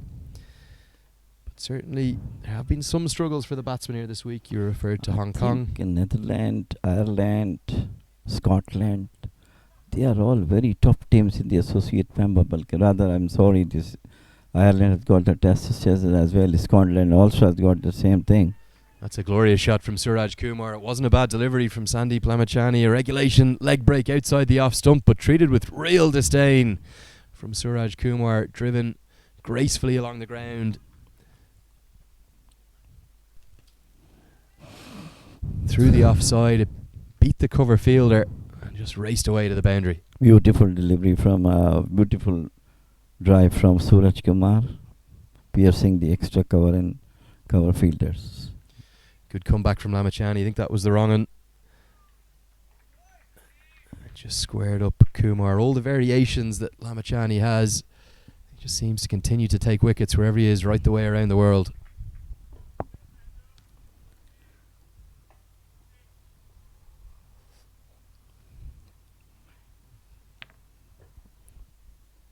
(21 for 2), number 5 over is on. Remarkably, the two leading wicket takers in T20 international cricket this year are both from Nepal.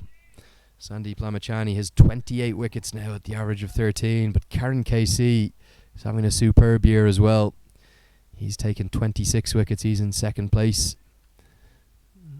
Beautifully bowled, beats him outside the off stump with a lovely leg break, and Suraj Kumar practices the leave. Lovely bowling from Lamachani.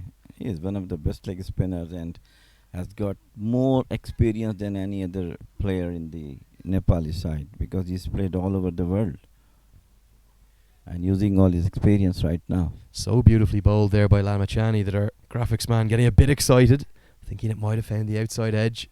Googly this time, coming back in to the right-handed Kumar. The problem for Nepal is that Sandeep Lamachani's already bowled 3 of his allocation of 4 overs. What do you do if you're Paris Khadka? Do you just keep going, bowl him out?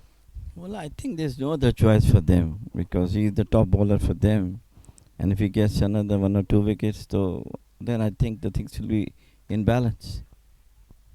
Yeah, it's a really good over. Just the boundary coming from it off the first ball, followed up by 5 dots. So Lamachani's got 1 for 10 from his 3 overs. Oman, though, they move to 21 for 2 after 5, and if they can just keep their wickets in hand, they're going to go through this week unbeaten. A perfect 4 from 4.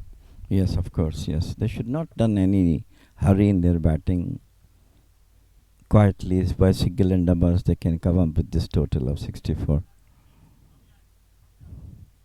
Any action or any hurry in their batting will not be good for them. Though, again, I said the 64 is a very, very modest total.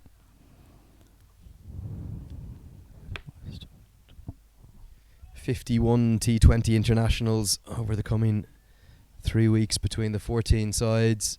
They'll be playing out for T20 World Cup qualification. What a feast of cricket at the associate level. The solitary test nation in there is Ireland. They'll be one of the favourites, but you'd have to think, with the way Oman have performed this week in similar conditions, you'd like to think that Oman are going to be right in the mix as favourites as well. A change in bowling for Nepal.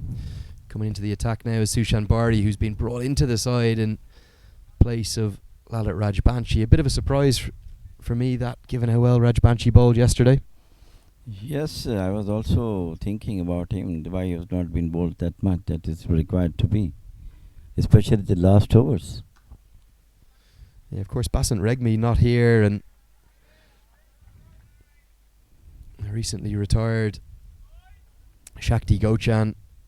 So that army of left-arm spinners, the left-arm spin production line that Nepal seems to just keep bringing to international cricket, continues in the form of Sushan Bharti. He's a little bit older than Lalit Rajbanshi. Rajbanshi just 20 years of age. An impressive Everest Premier League campaign that got him into the international reckoning. Off the inside edge. Almost half a chance. Direct hit's going to be close. It's all happening out there despite this low total. Single to the score. As I told you, Nepali fielders are tigers in the field, and today they are showing that why they are that much famous in the world. Just a modest total of 64, but really they are giving heart out from their players. You think about the quality of batsmen in particular that Nepal don't have on their side here. Gyanendra Mala, Sharad Vasakar, real veterans of Nepal's side over recent years. They've gone with the youthful option for these two tours, the tour of Singapore. They're trying to build up the next generation. I suppose the Nepal fans listening and watching around the world, you're just going to have to be patient with them. With youth comes inexperience, and is going to come the occasional day like today where they've been bowled all out for 64. Just the two singles from that over. That ends the power play. Oman not doing this in a hurry. They're 23 for 2. I think they are doing the right thing at the moment. As far as Nepal's batting is concerned, I think most of their batting revolves around their skipper Paras Khatka and this number 3 batsman Arif, and of course Binod Bhandari. And Karan Kesey is, of course, yes, a potential winner for them in the later part of the game, and it's coming late in the batting order. Yeah, I suppose that the fact that Mala and Vasakar have been left out, the second and third leading run scorers in their T20 international history after Paras Khatka, just shows that the selectors in Nepal willing to build for the future. I've no doubt that we haven't seen the end of both Mala and Vasakar. They'll be back in the domestic competitions in Nepal, scoring big weight of runs, no doubt. But Mala's just 29 years of age, Sharad Vasakar just 31. So plenty of cricket left in them.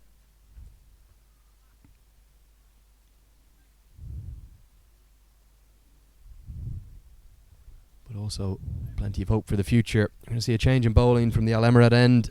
Sampal Kami's going to come into the attack with his seamers. Sandeep Lamachani just held back. He's bowled 3 overs, bowled really nicely.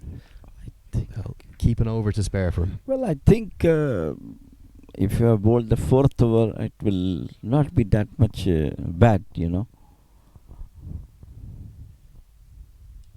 because batsmen are under pressure.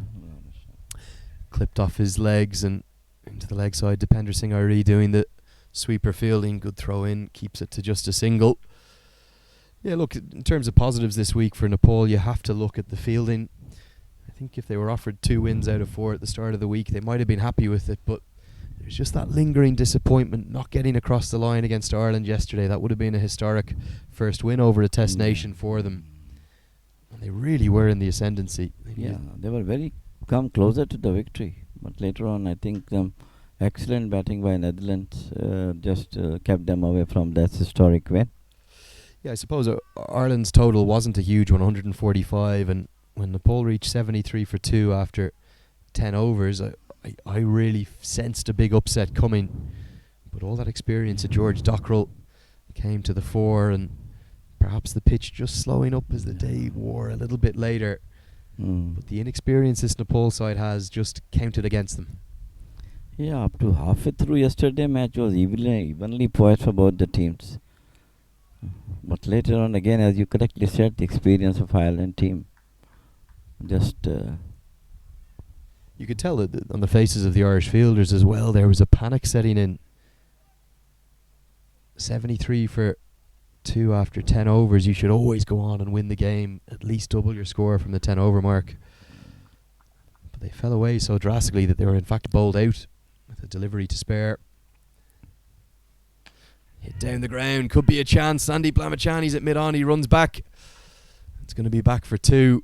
But just for a moment when that came off the bat, you just thought it might have been a chance. Good pace from Sampal Kami. Yeah, yesterday Dockrell bowled extremely well during his 4 overs and brought the game into the hands of Ireland. Some brilliant bowling from him in the later stages of the game, where the match was evenly poised. He bowled exceedingly well to get some wickets also. I think he took 3 wickets yesterday, and that is also vital wickets of Dockrell. He just give a big problem to the Nepalese batsmen.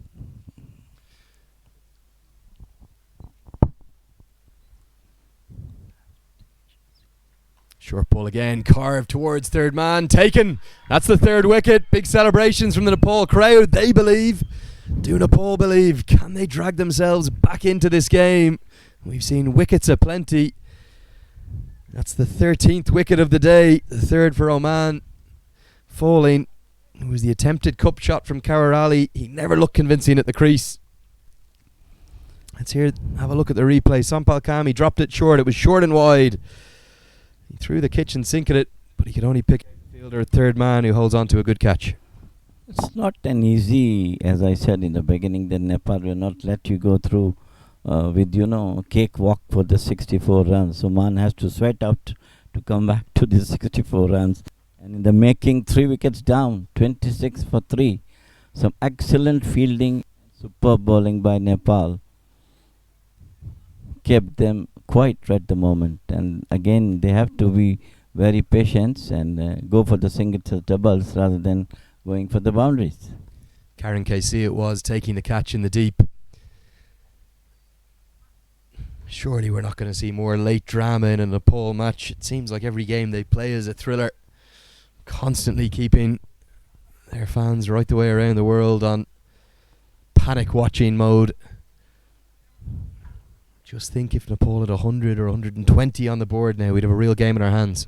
Absolutely. I was expecting them to score about 130, 140 between that. That will be a very good total to defend as far as Nepal is concerned, with some brilliant fielding and batting. Short ball pulled into the deep. Shouts of catch it, but Dipendra Singh is out at deep square leg. It was never carrying to him. A really good over from Sampal Kami, bowling with some pace and aggression. Some hostility, 4 runs coming from it. And the wicket, Oman, 27 for 3. Yeah, Mohammad Naseem came back in the team after a long break.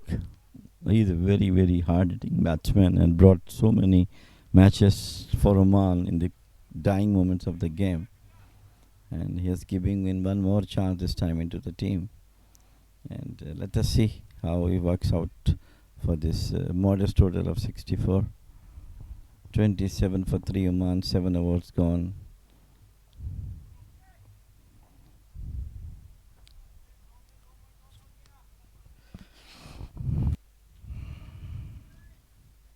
I'm just going to read you something from Peter Barron that's popped up on my Twitter feed. The former Dutch captain who we were talking about earlier. There's a few Nepal fans filter into the ground with their beautiful, differently shaped flag. Karen Casey back into the attack. Hits on the pad. It's a huge appeal. Given not out. Sheer desperation in that appeal. First slip, Arif Sheikh even fell to his knees. He was certain it was out. Let's take a look at the replay. How close was this? Karen KC hits him right in front of middle. And I don't know about you, but to me, that looks like it's going on to hit middle stump.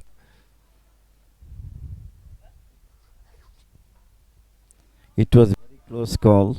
And obviously the LBW is the only decision which is very difficult to judge from outside. The interesting thing about that decision, it certainly wasn't missing leg stump and it wasn't missing off stump. The only thing possibly could have been height. Yeah, possibly. Mohammad Naseem survives, but you can see why there was such desperation in the appeal, and it's just outstanding captaincy now from Paris Kadki. He's really going on the attack. He's brought a gully in as well. That's Ishan Pandey. Yes. He's going all out in the hunt for these wickets. He's going to one of his key men, Karen KC. Yeah. Paris is a very cool captain. He always kept his cool in hand. Hit into the deep. It's in the air. There's a fielder out there. Taken. That's the 4th wicket. Nepal are starting to believe now. The 12th, 13th and 14th men are running on the pitch. The crowd goes wild. Would you believe it? Oman are in trouble. They're 27 for 4. Karen KC's doing it again. It's absolutely, once again, some, what you call the... Here's the replay. It was the short ball pulled into the deep. Only came off the splice of the bat.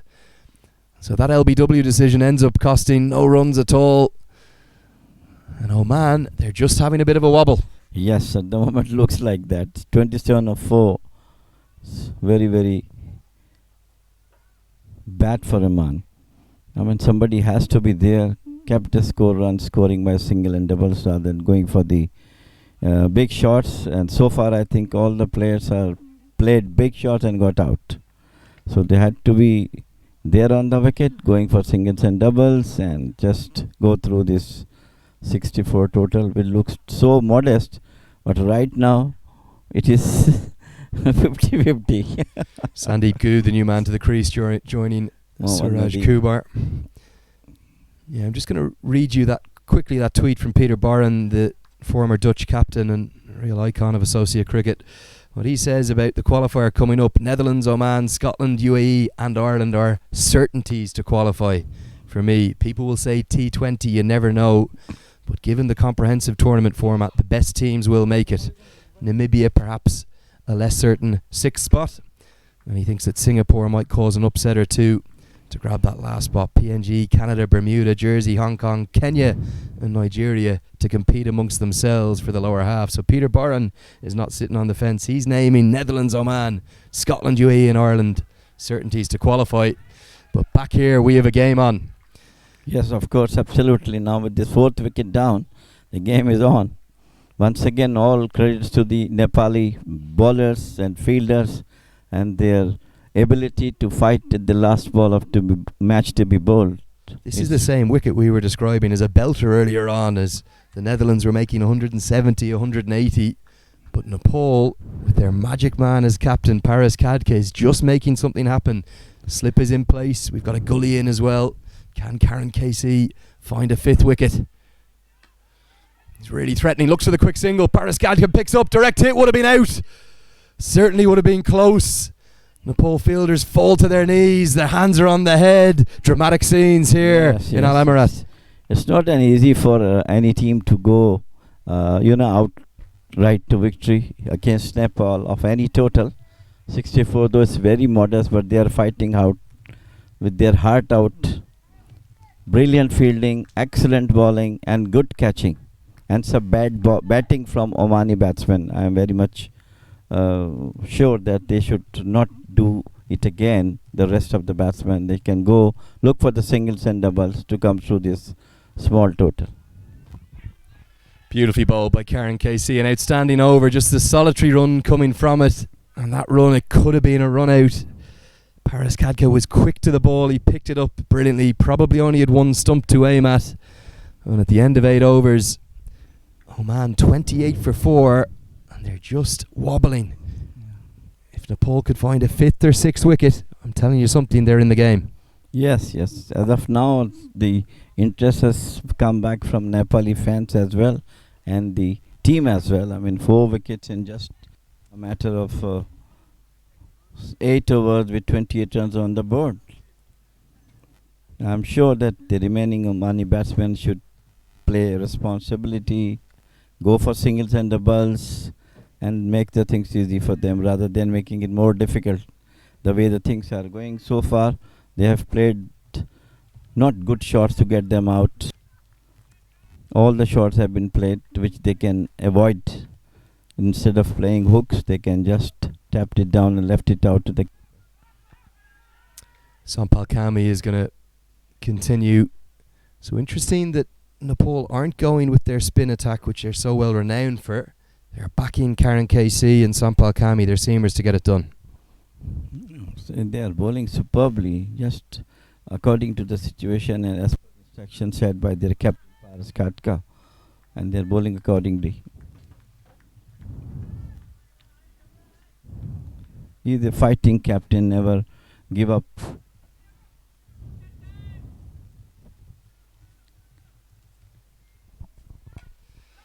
Nicely bowled by Sampal Kami, really hitting that bat hard. And the thing that's impressed me so much about Nepal is, despite this incredibly low total of 64 they're trying to defend, they've gone out with intent. And they're really fighting their hearts out, particularly in the field. Yeah, if any other team would have been there, they would have been not that much energetic and fighting the way the Nepal is fighting now. And this is their ability. I told you, it's not easy for anyone to get victory for such a modest total. Short ball again. That's better batting from Oman, just dropping that down for the single. That's all they need to do. They don't need to hit the big shots. We've had two or three of their men, in fact 3 of their men caught in the deep, perhaps playing unnecessary shots they didn't need to. Yes, that was all the bad shots, bad selection of the shots the other batsman has done. They should not go for the boundary, they just go for the single and doubles, which comes very easily. The field is spread out, deep mid-wicket. There is no one in the mid-wicket, short mid-wicket side.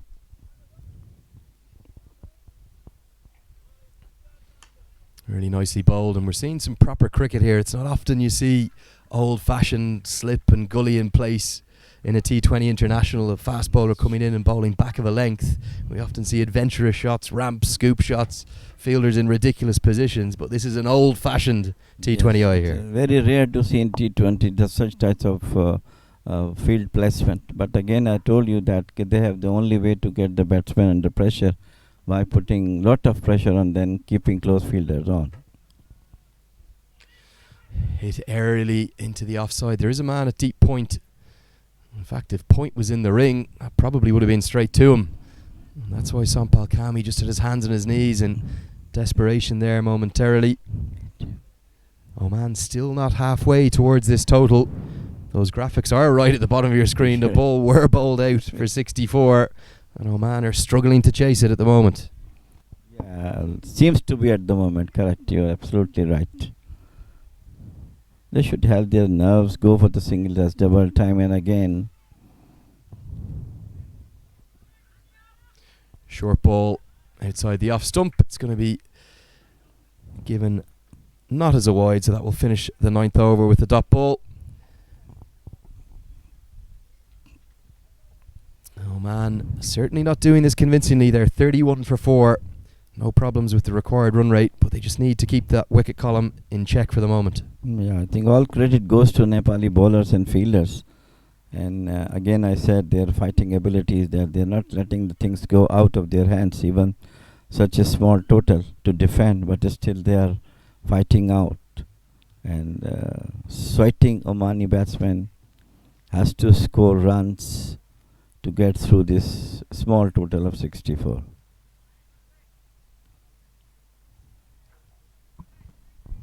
Going to see a change in bowling as Karen KC is taken out of the attack. One of the problems for Paris Kadke is he can't just continue to bowl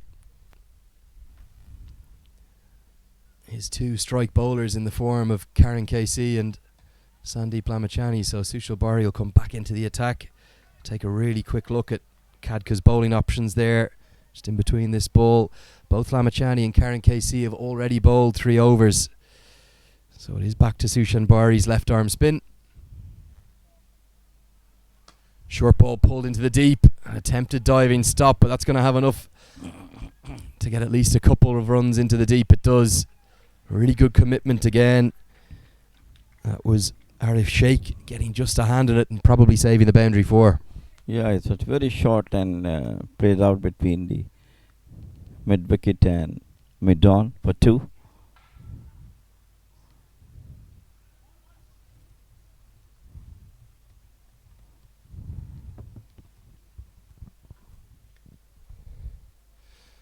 Nicely bowled.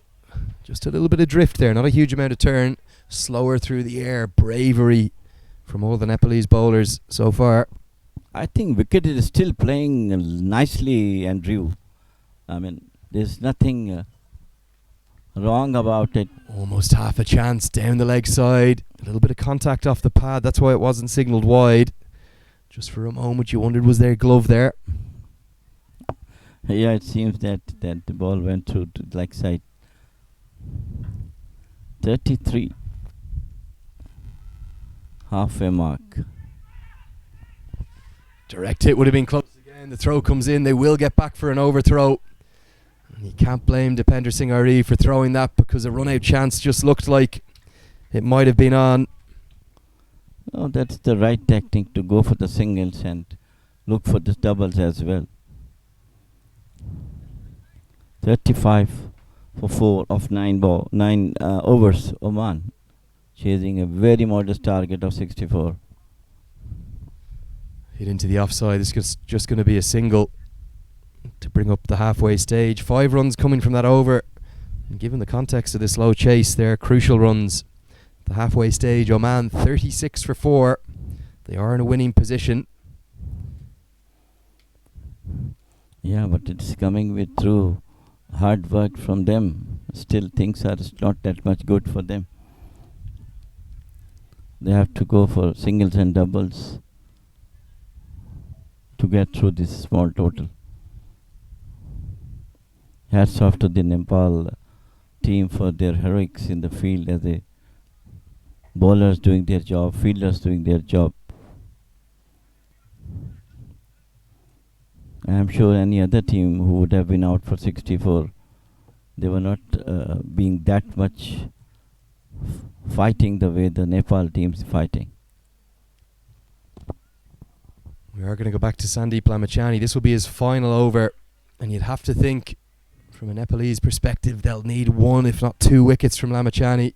Remember, he's the leading wicket taker in T20 international cricket in the year of 2019. Such a global superstar. If you're just joining us, 29 more needed to win the halfway stage of the chase. Short ball cut away into the deep by Kumar. Kumar, perhaps the only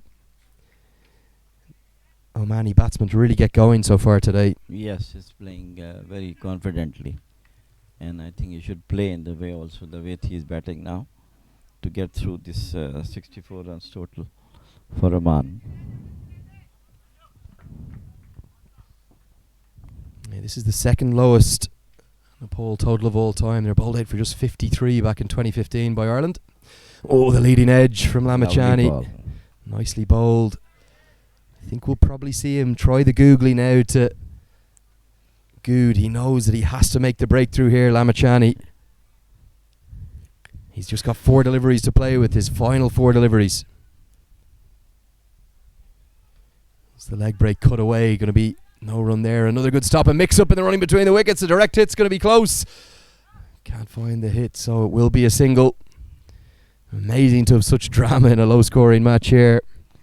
It's panicky, both the batsmen. They're not calling properly and just running without listening the call of the other batsman. There was slight misfield, but Sandeep started running towards the wicketkeeper's end. 3 deliveries remain in Lamachani's allocation of 4 overs. Hit down the ground towards our fielding position, and it's going to be 1 bounce, and it's going to be a boundary 4. Sampal Kami was in about 15 yards from the rope. If he was on the rope, that was down his throat, and it would have been out, but it went over his head, and it is indeed a boundary 4. So it was a very, very welcome boundary for Oman after a long, long wait. Finally 42 for 4. Here's the replay. It was tossed up by Lamachani bravely. I just wonder why Sampal Kami had crept in. Back live with you now. This one's hit into the deep. There's a fielder out there. Dropped. I think that might be a 1 bounce 4. Sandeep Lamachani kicks the turf in frustration for the second delivery in the row. The fielder not on the boundary. It's Ishan Pandey this time. And it's going to be signalled as 6. It looked to me like it might have bounced just inside the rope. I think the fielder would have been on the boundary line. It was an easy catch. He was at 5-10 yards inside the boundary line. Yeah, here's the replay. It was a top edge. There's no doubt about that. Shouts of Steady Suraj, brilliantly caught by our pictures. Just burst through the hands of Ishan Pandey. Should have been taken.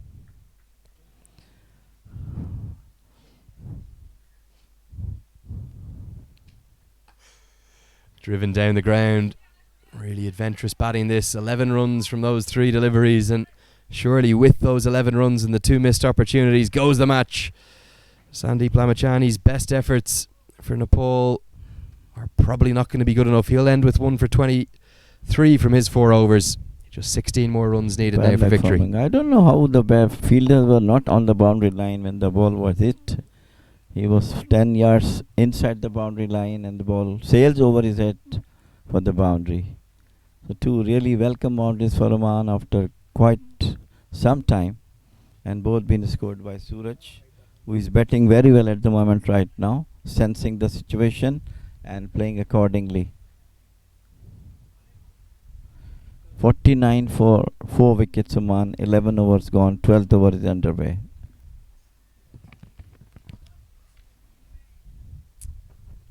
Overs gone. They're going to go back to Karen KC in this search for wickets.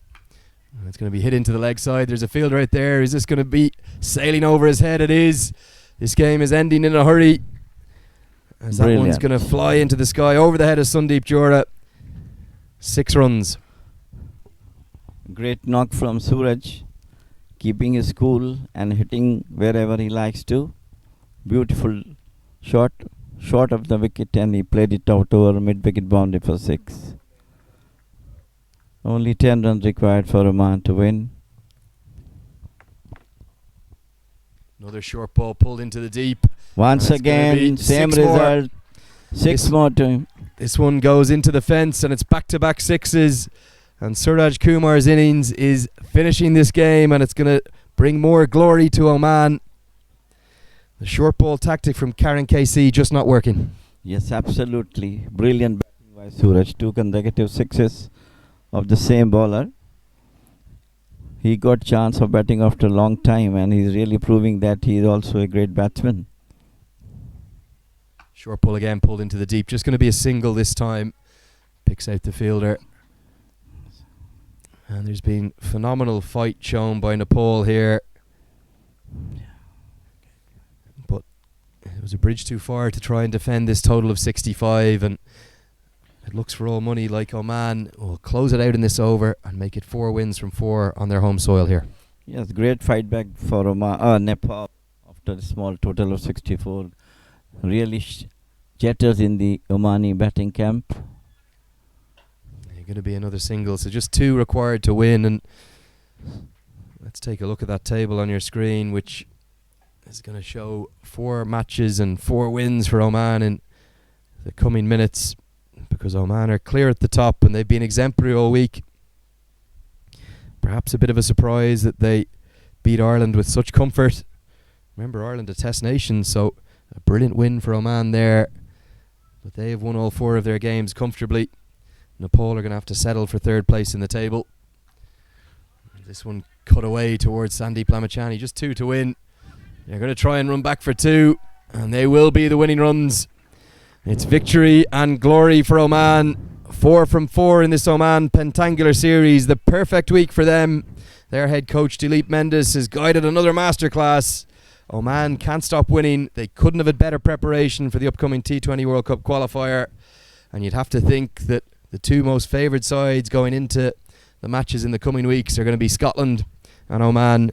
Oman, you wouldn't be thinking that they'd be one of the favourites 3 or 4 years ago, but they're coming to the top table of associate cricket now, and you'll have to think they'll go on and make their 2nd appearance in the T20 World Cup next year in Australia. Yes, all credit goes to the entire Oman team, their staff, board, everyone for this wonderful achievement they have done. 4 out of 4 is not an easy against some top-class international sides like Ireland being a test nation, Netherlands, Nepal and Hong Kong.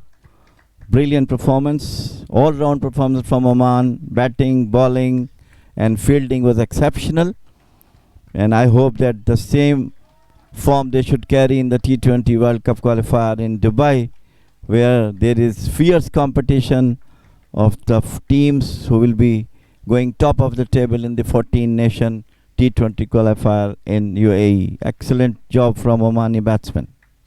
Yeah, glorious scenes here on your pictures. You can see at the bottom of your screen, Oman win by 6 wickets, and there's great scenes of celebration.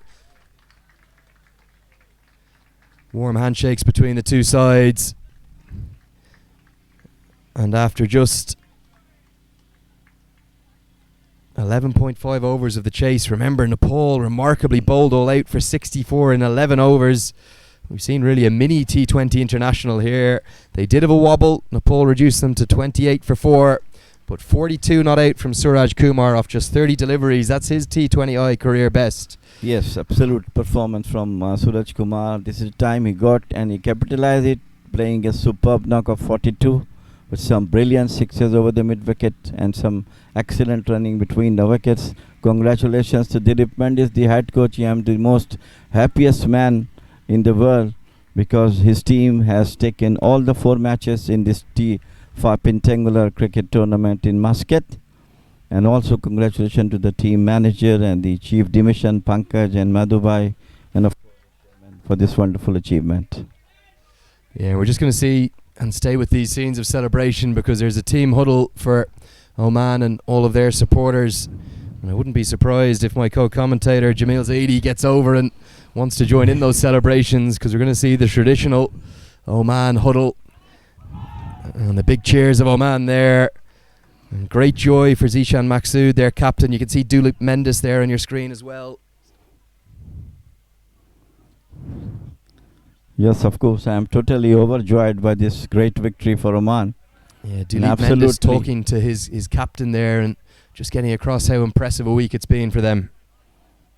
Yes, absolutely. He deserved to be congratulated. Zishan Maksud, he admirably guided the team. Yeah, just spare a thought for Nepal as well. They fought valiantly today. Back to the Oman team. You can hear the screams of Oman, Oman, Oman. Great joy and delight for all the Oman fans. But we're going to bring you the points table now, because that will confirm that Oman are the champions of this Pentangular series. They have played 4 and they've won 4. They've beaten all before them, beating Ireland, Nepal, Netherlands and Hong Kong. Good weeks too for Ireland and Nepal, plenty for them to work with. And that Netherlands side has great potential going forward. Keep an eye out for them at the T20 World Cup Qualifier as well. But you'd have to think that the form side going into the UAE is going to be Oman, and the reason they are, you'll see here in the match summary, is because of this dominant victory over Nepal. Nepal routed for 64 all out in just 11 overs, their second lowest T20I total in history. And even though there was a few wobbles in the chase, Jamil, you'd have to say Oman worthy champions this week. Yes, of course. What you were expecting right from this morning when the match was started, Oman won the toss and elected to field first. So I was thinking that they have taken the decision because if any total comes, they should go and go top of the run rate, which is more important for them. But the things goes otherwise, and everything comes in their favor. But absolutely some outstanding bowling from Amir Kaleem, 5 wickets. Hall is of course, for any bowler in the world, it's a really dream bowling from him. All credit to the skipper and their team coach, Mr. Dulip Mendes, for this wonderful performance from Oman. And we hope that this form should be carried to the T20 qualifier, which will be more difficult definitely. And the conditions of the wickets, I am sure it will be more difficult than the condition that we have here in Oman. The wickets will be different in UAE, and I hope that they will come up with the expectation that everybody in Oman wanted from them. So we're going to leave you now. I'm going to pay a special thank you to Jamil Zaidi to my right. We've really enjoyed your thoughts all throughout the week. It's absolutely, it's a pleasure to work with you, and we'll hope that we will continue in the future as well, as and when the time comes. It's been a pleasure hearing your thoughts throughout the week. That's Jamil Zaidi, the former Oman team manager. I'll just leave you with the news. As you can see, the Nepal flags flying in the background. Disappointment for them today. But the news, as the points table shows you, that Oman, on their home soil, they are the Pentangular Series champions. They've won 4 from 4. They're top of the table with 8 points. Second place for Ireland.